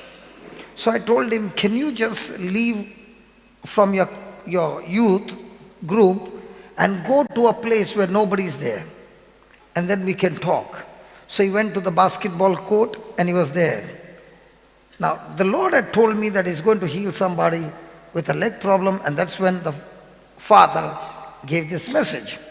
So I said, do you believe that God can chop off that extra growth of 2 inches? I don't know whether he believed or not, but he said he believed. And if you find anybody who has got an extra growth, do you want a scripture to cut it? Or forget it? Or forget it? Don't forget it. It can be even a lump. Yes. Do you want it? Yes. Really? Yes. So you want to go and chop some extra growth? Yes. Might be a tumor or a lump. Is there anybody having lump here? Lump? How many you got? Huh? It's there? You can feel it? Come here. Good. Has anybody ever chopped off a chicken? You know this saying, He looks like one big butcher. Come here, Vinod. Have you ever chopped off a lump? No, never. First time. Good. Okay. Let's chop it off. Give me Hebrews chapter 4, verse 12. Okay, let me finish this. On this scripture, we chopped, we made a prayer. And this scripture, okay, and then after I finished speaking, I told him, now march. When he lifted his leg, his shoe came off. He has 42 and 44. So I said, now march. So when he was marching one leg, it came up. Second leg, when he marched, his leg came up and the shoe remained. Why? The 2 inches got chopped off and there was not even a piece. Now, listen to this, what is very important. When he went back home and he took off his socks, the mama said she found some powder-like thing. But the best part is, even today, when you burn something, there's a stamp. His leg has got a stamp of the fire of the Holy Spirit, that it has been sealed with the fire, even today.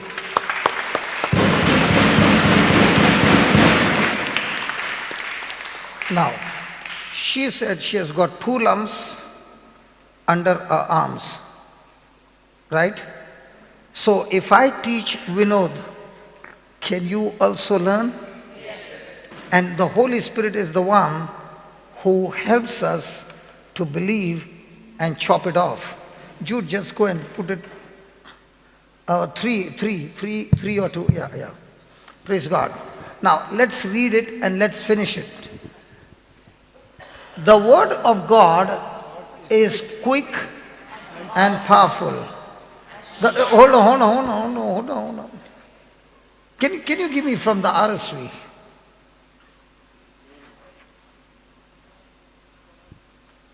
Now it's much easier. For the word of God is living. Pause. Sister, are you living? Are you alive? Are you sure? Is your body alive? Is that word alive? Huh? Is that word alive?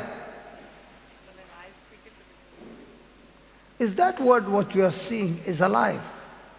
Yes. So when that word you are reading which is alive, or who is alive, and when you hear, is that alive word going inside you through your ears? Okay, alive. Is it full of action or passive? So when the word enters your ears, does the action begin? Yes. Is it sharper than any? So can you cut a potato with your finger? Can you cut a potato with a knife? So is it much powerful than any other knife? So if that knife can cut a potato, can this knife, called the word of God, cut off that lump? But there's one problem. You can't get the piece. Is that okay? Hello, is that okay? Because till today, every lump that has been chopped off, I've never got the piece. So don't tell me where's the piece. 2, there'll be no bleeding. Is that okay? Okay. 3, there'll be no cut mark. Is that okay? 4, there'll be no stitches. 5th, you will not be given anesthesia when this operation takes place. Is that okay? It will be in public and it will be standing, not sleeping. And not sleeping. And it will be without pain. And the best part, it's free. Oh, that she did not agree with that. It's okay? Free? Okay, the person who is going to be helping in this operation is not a medical doctor. Would you still hand over your life in his hands? You're not scared? Okay. So it is a two-edged sword. It pierces to the division of soul and spirit. This sword can go into the spiritual, and this sword can also go through the joints and marrows. This sword can discern the thoughts and intentions of the heart. So are you ready? Hold your hand. And somebody can stand behind, because the surgery is going to be powerful.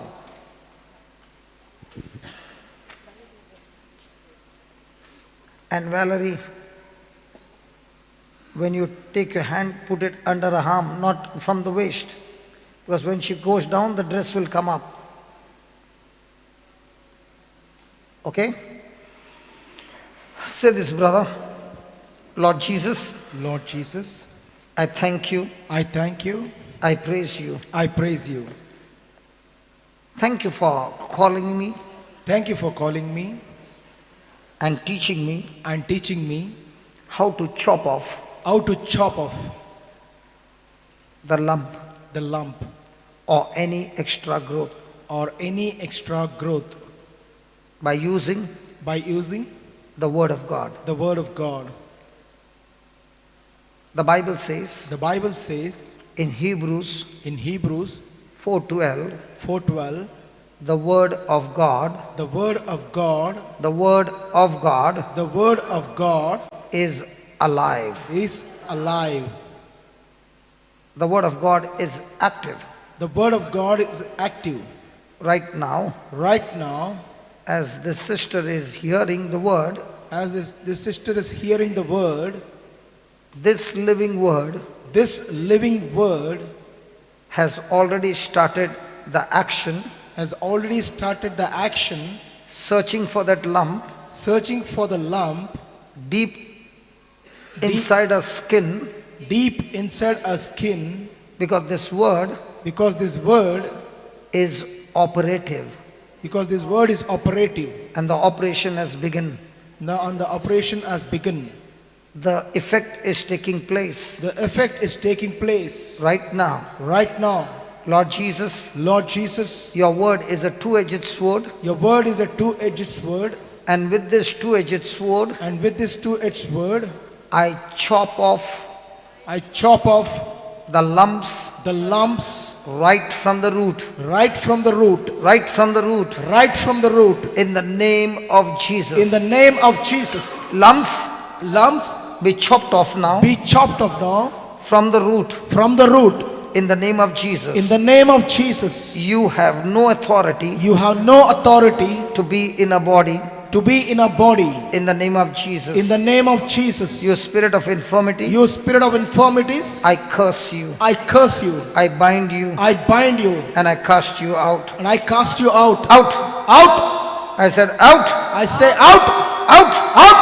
Come out. Come out. I said come out. I said come out. In the name of Jesus. In the name of Jesus, Be set free. be set free. In the name of Jesus. In the name of Jesus. Lord, Lord, Holy Spirit, Holy Spirit, thank you thank you for the successful operation for this successful operation and setting the sister free, and setting this sister free, not only from the lumps, not only from the lumps, but much more for much more from hurts, from hurts, bad memories, rejection rejection of all the past. for all the past. Be chopped off Be chopped off our mind our mind right now right now. in the name of Jesus. In the name of Jesus, I thank you, Lord. I thank you, Lord. You have not only operated a body, You are not only operated a body, but also a mind but also a mind and a heart as well. and heart as well. Thank you Thank you for the successful operation. for the successful operation. In Jesus' name. In Jesus' name, Amen. amen. Leave her. Let the Lord deal with her. Let her be there. Don't bother. Praise God. Is that good? Oh, you're waiting for the verdict to come? Then why are you not giving the Lord a big hand of praise?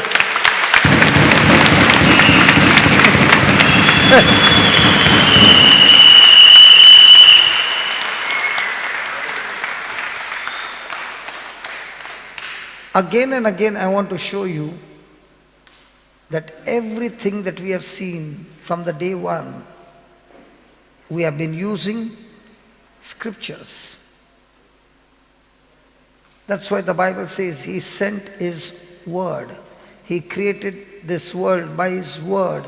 The word was made flesh, and that word is Jesus. And if that word is in you, you have the living Jesus in you, and the living Jesus in you is able to set you free from anything and everything that the devil has ever planned in your life.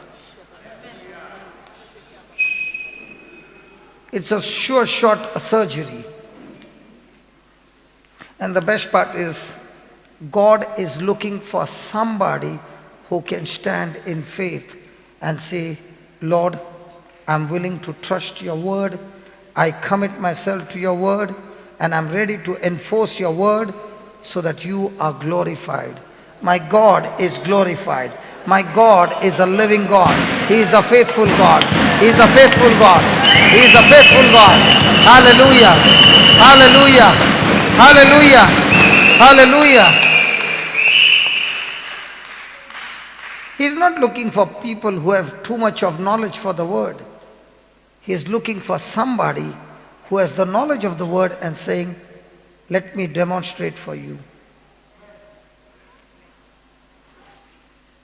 He's looking for somebody who can enforce. A policeman can be in a uniform and he sees somebody has broken the law, and he can turn his back and allow the person to carry on. But a person who is a policeman, who is an honest policeman, and he doesn't tolerate nonsense, he'll start his bike, chase him and book him and see to it that he will change. Is that right? In the same way, God is looking for Christians. When they see something is wrong and the devil is messing up in somebody's life, he will use somebody who means business. He will arrest that sickness. He will arrest that wrong thing happening in your life, because God has given you a uniform from heaven, and He has given the name Jesus, that every knee shall bow, every tongue confess that Jesus Christ is Lord. Come on, give Him a big hand of praise. Come on, give Him a big hand of praise. Come on, come on, come on, come on, come on, come on, come on, come on, come on, come on.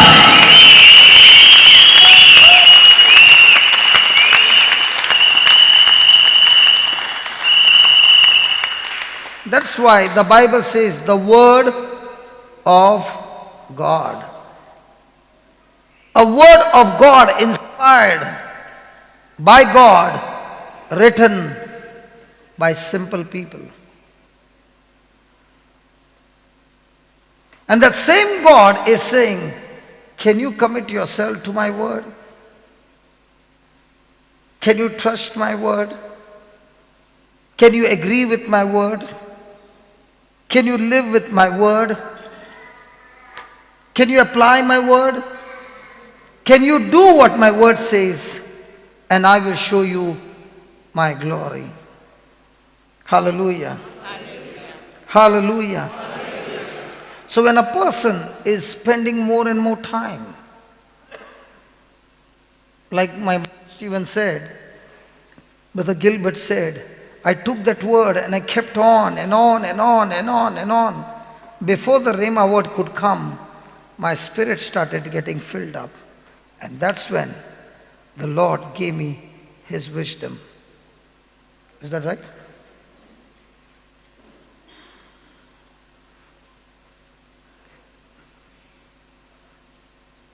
God will not give you the Rhema word so that you get blessed. God is not looking for people to be blessed. God is looking for people who are saying, Lord, when you bless me, I promise you, I will be a blessing to others. Amen.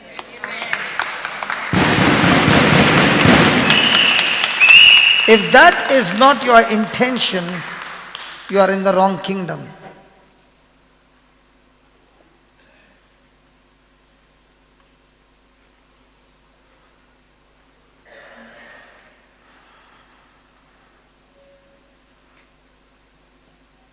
And that's why the whole system in the new covenant works through only two things. Believe in your heart and confess with your mouth. No matter what you have done, even if Hitler, who has killed so many Jews, comes before God and says, God, I repent and I truly believe that Jesus took my place on the cross, and I confess Him as my Lord, God and Savior. Just believing and confessing, accepting as Jesus as His Lord, God and Savior, the very next moment, heaven has opened up for him. You don't get heaven by your hard work. You don't get heaven by getting up in the morning at 3 o'clock. You get up at 3 o'clock because you love Him. You want to have a first-hand contact with Him because of your love. But you get up at 3 o'clock that you can get something from Him, you are wrong. Because He doesn't give you because you did this. He otherwise also gives you and has given you because of His love. Do you know why do we do that? Because we humans need to be pleased to get something from people. But when it comes to God, He is not pleased with any of our works. He is only pleased. The only way you can please God is never by your works, but by faith. And faith is what? Believing in your heart, confessing with your mouth. And that irritates man so much. You know why? Because man has an ego. Because always man wants to work hard. And when he achieves, he can say, I did it. But when God gives me by faith, then I cannot boast. That lump disappeared because of me, but that lump disappeared because of what He did for her and me on the cross.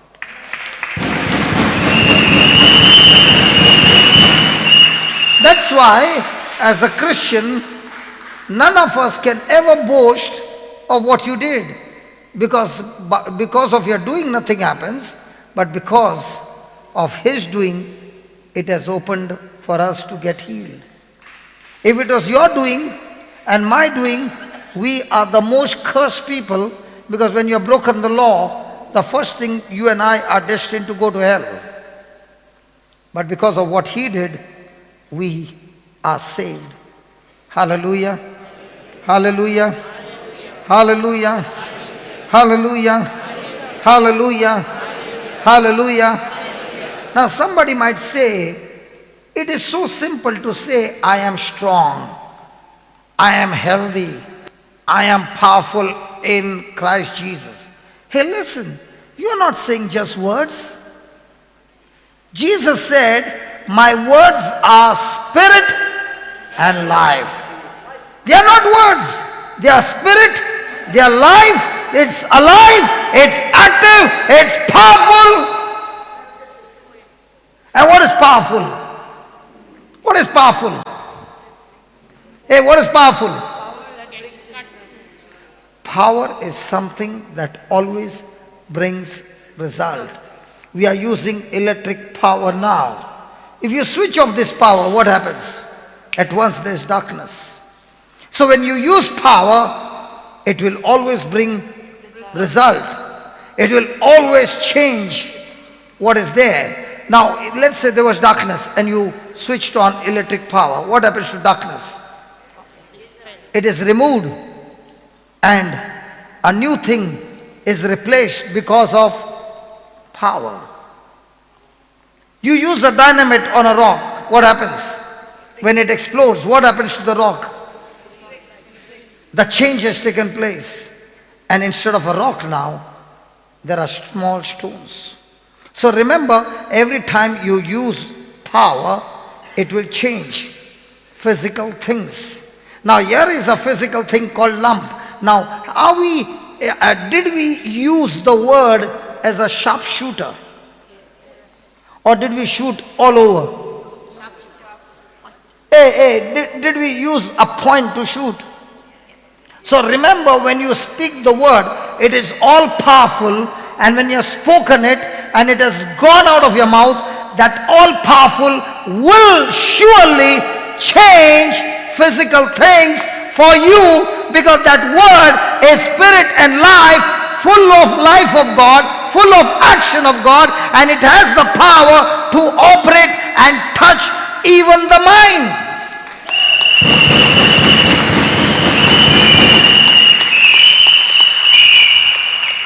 The doctor can operate the brain, is that right?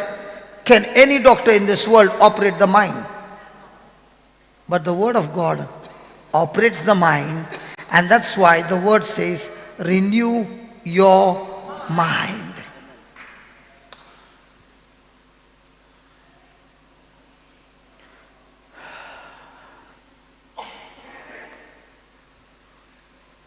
What's your name? Nelly, come on, get up. Good morning. You had worn pant, but the skirt came on you. Suddenly she might think, where am I? Yeah.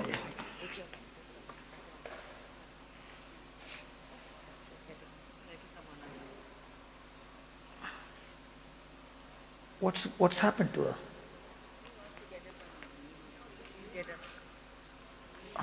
She's all drunk.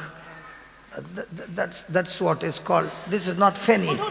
This is not Fenny. The Goan Fenny is different from God's wine, the true wine from heaven. Can you see she's all drunk?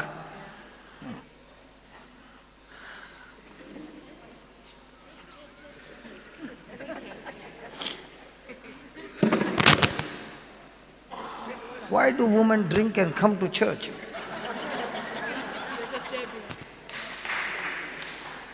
Okay, just hold that. One of you, two of you go, okay, and just let her go and check and come back. Take her correctly, and you all don't get drunk on the way. Hello? Hallelujah.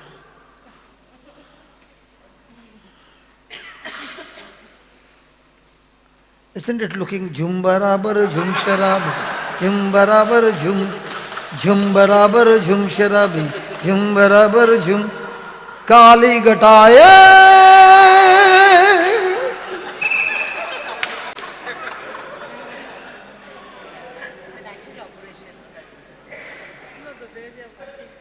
The way they are going, भेड़े को लेके जाते हुए देखा है, भेड़ी को लेके जाते हुए कभी नहीं देखा था. When you get drunk with this wine, there are no bad effects. Whatever bad effects are there are gone, and everything has become new. Amen. And it's free. Where did you go? Okay. How good the children are, no? Without taking permission, they go out of the class and come in. कोई बात नहीं. Hallelujah. Now he will say, brother, आप तो recess भी नहीं देते, इधर ही कर दूँ क्या? Praise God. Okay, चलो. Hallelujah. Thank you, Jesus. So are you just repeating words? See, your mind will say, you are only repeating words. John, होता है कि नहीं? नहीं, अब पता लग रहा है ना स्पिरिट एंड लाइफ. आप मुझ पता चला, लेकिन इतना टाइम से क्या लग रहा था? क्या यार, मैं खाली वर्ड बोल रहा है. The mind will say, enough yaar, you said 5 times, enough. Because the mind would want to tell you, do something else, no. Okay, let me put it this way. How many of you, when you got up and you said, in the morning, I'll spend 2 hours with 20 minutes with the Lord, 20 minutes, and you opened the Bible, and you are just beginning. That's the time, yeah, that clothes which I had to put for the washing.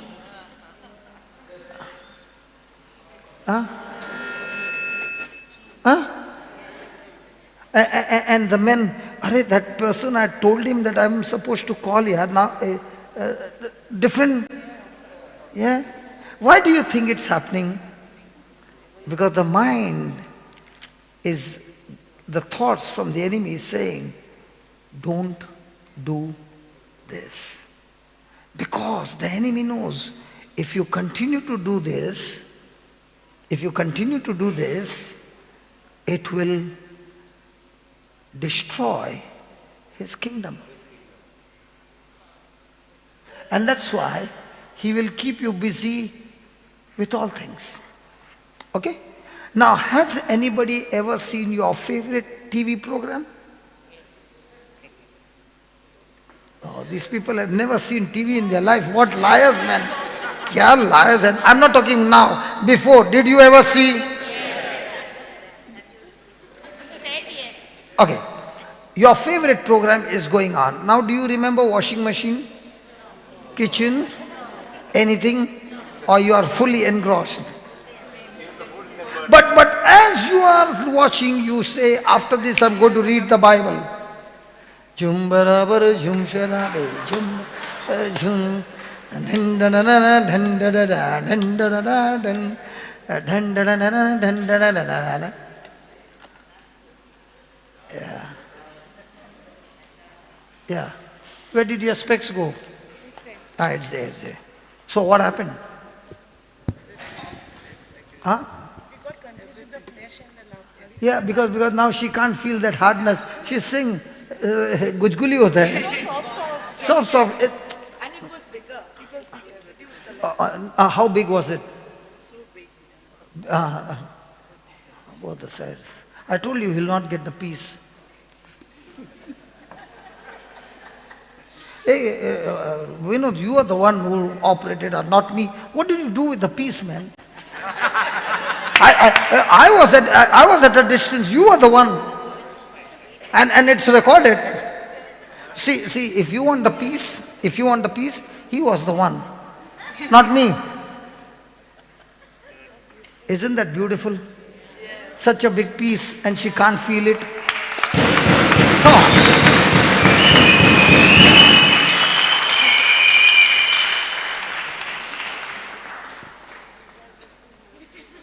Watch this. By the breath.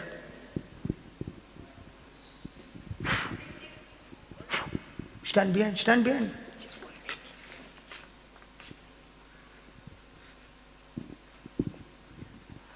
breath of God.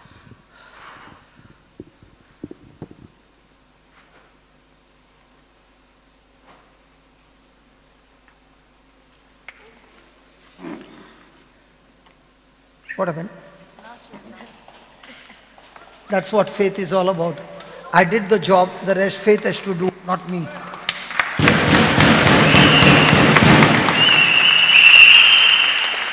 Faith does not, the person in faith doesn't keep looking. He has done the job and he's saying, faith, that's your job. It's you to confirm, not me. I'm sharing with you the secrets. I'm telling you, I'm sharing with you the secrets. I said, I'm sharing with you the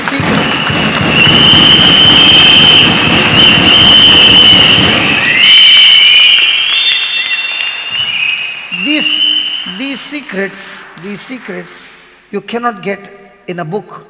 These secrets you get only from the Holy Spirit.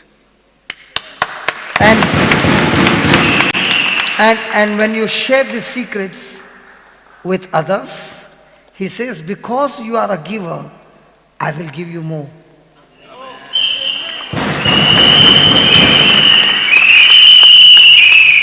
I will always stand on a rooftop and share all that God gives me. Why? Because I know when I give, he says, son, you are empty. Come here, let me give you some more. People who are selfish and they don't teach, they remain stagnant. People who give what God has given freely, freely you have received, freely you shall share. Hallelujah. So now, let me give you an extremely important message. Remember, when you are repeating the word, is that word spirit? Is that word life? So, are you just repeating words, or the spirit and life is working on that person? So, you find a person who is sick, you hold a hand, and for the next 30 minutes, you are speaking just one line. But before that, you are preaching to that person and explaining to that person what's happening. Okay? And then you hold a hand and keep on repeating. When you are repeating, you must use your imagination, all those scriptures, and tell yourself, these are the things that are happening in the spiritual realm. So you must see with your eyes of faith the lump go out of her before you open your mouth. And now when you are imagining, you are not only imagining the lump is gone, you are imagining the lump is gone because you have a document that says with this sword you can chop off that lump.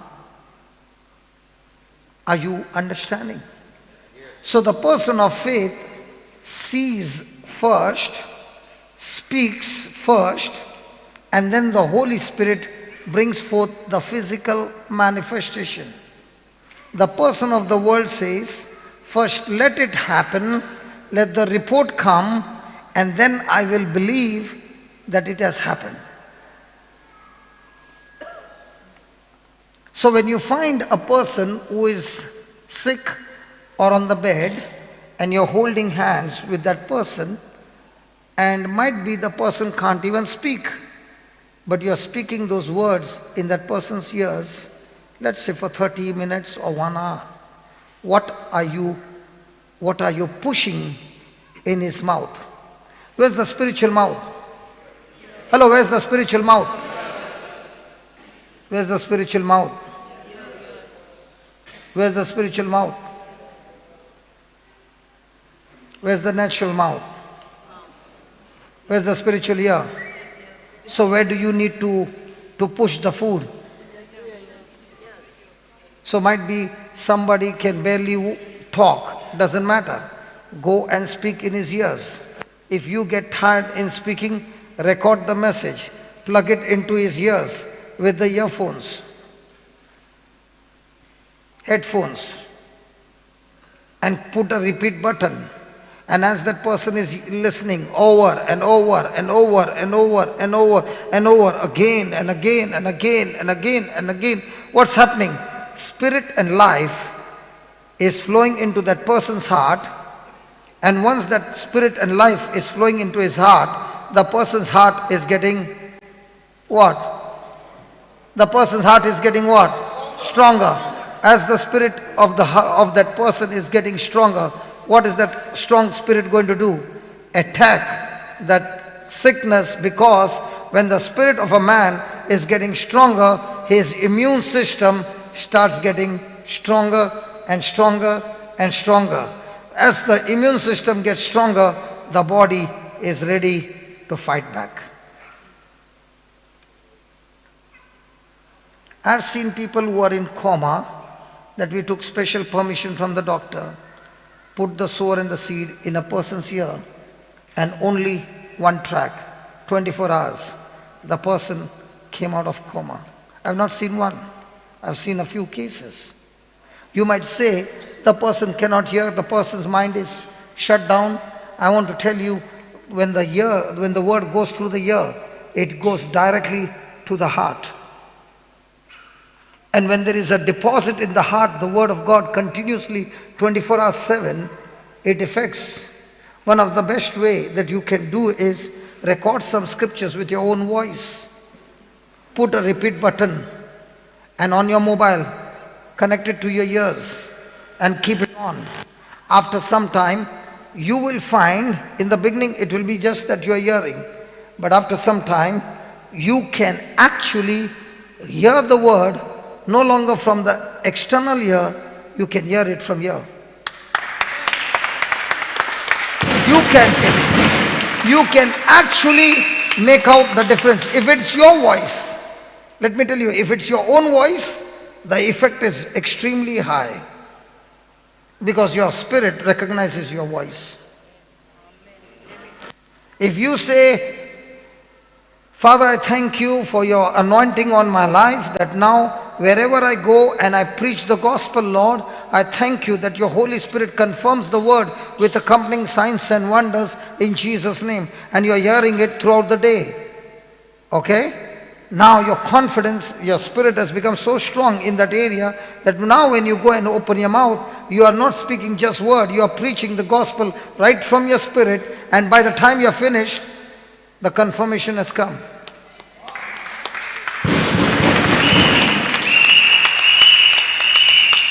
Do you know how I got delivered? When I got saved and I started studying the Word of God, I used to shake. I could not hold the Bible like this. I had a big problem to go to church. When I would sit for Mass, I would be trembling. And nobody would sit next to me because they thought there's a demon in me. And I understand, because anybody would be, when the priest says, in the name of the Father, the Son, so the person, I had this problem. I could not hold the Bible, it would go. So I would keep the Bible on the table, and because I could not read, I would keep the Bible on the table and I would shake, and at the same time I would record it on the recorder, whatever I could read, a small passage. And I did this so that I could read the Bible.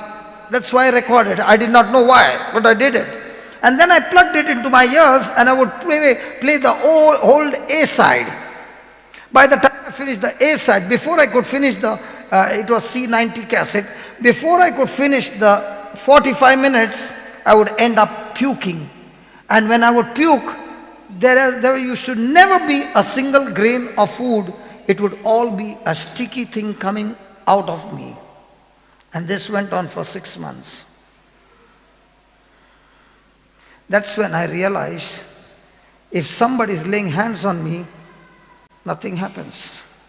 But if I take this word and plug it into my ears, I would end up manifesting. That's when I realized,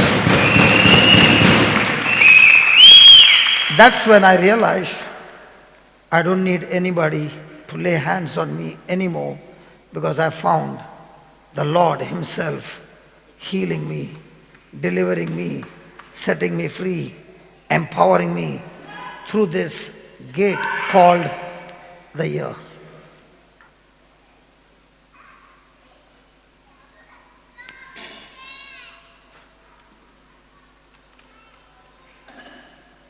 And in those days, we did not have the technology that we have now. Now you get a voice recorder, record some scriptures from there. In the voice recorder, is there a repeat button? Or you have to post it and then download it? I don't know. Repeat is there. Praise God. Repeat. Yeah, baby. What she said? I can't hear you. There's no repeat button. That's what I'm saying, but they are saying it's there. You know what you do?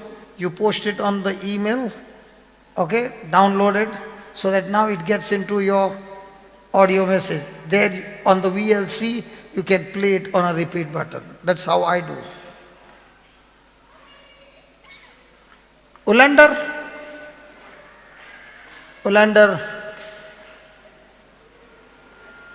search for a system before we come back dinner time.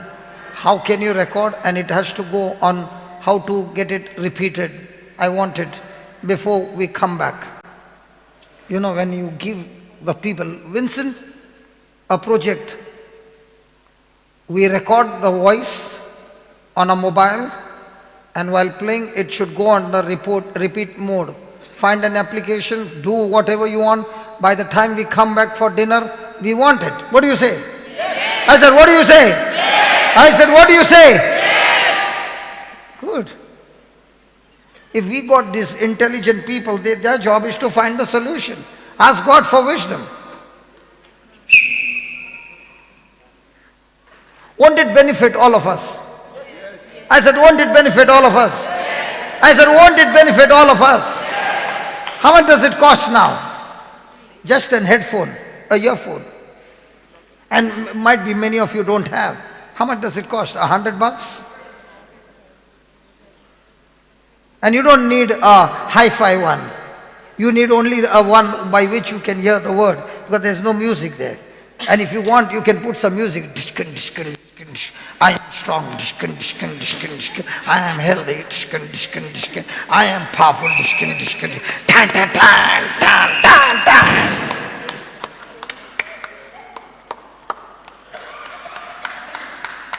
Music is good.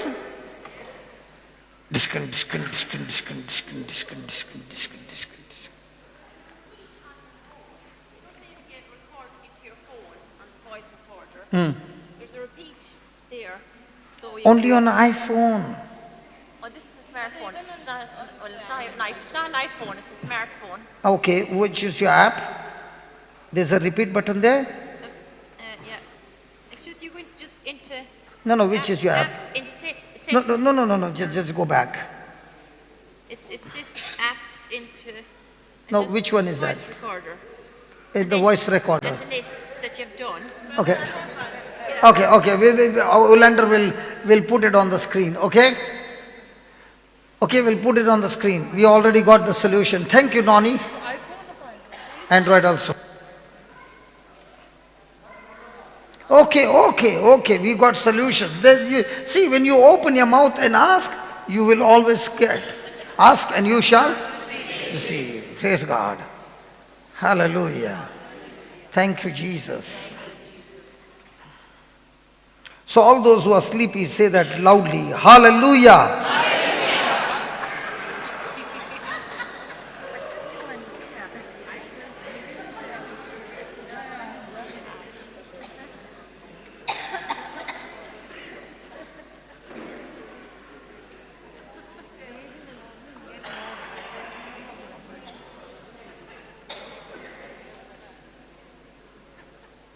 She's too drunk, man. I wonder if her family members look at her now. Let her relax. Why are you? Let her relax. Too drunk to stand up.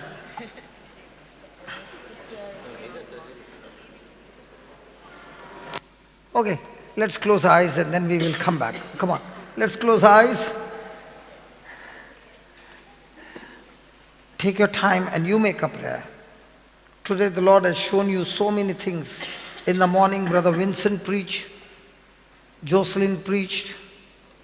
You saw so many things, and tell the Lord, Lord, I've been always watching the light, but I want to hear the voice. All these people in the Bible, they heard the voice and they were no longer the same. They began to do supernatural things. They became mighty people of faith. Lord, I too want to hear your voice. And the Lord has shown us that when Saul heard the voice, 3 days, 3 nights, he was only asking God 2 questions. Who are you, Lord? And what do you want me to do for you? And the Lord answered him. Tell the Lord, help me to use this time during the breaks to be alone with you. Lord, help me to make this a new habit where I will move away from the crowd. My flesh always wants to be in company with others, joking, spending time, which is not at all profitable. But now, Lord, I want to use this time that it becomes so profitable for the kingdom. Help me, Lord.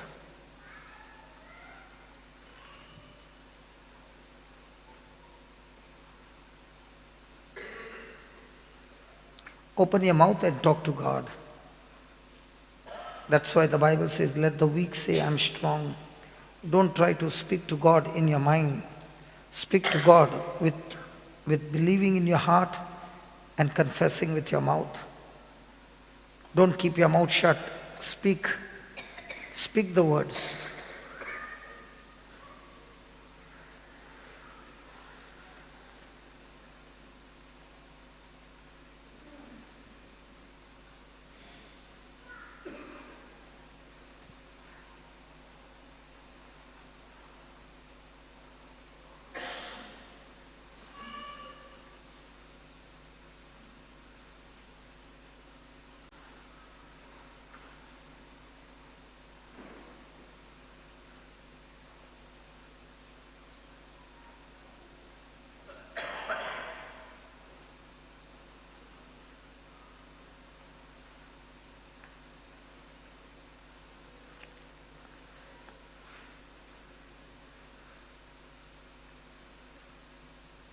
Take another 10 minutes and then we will move out.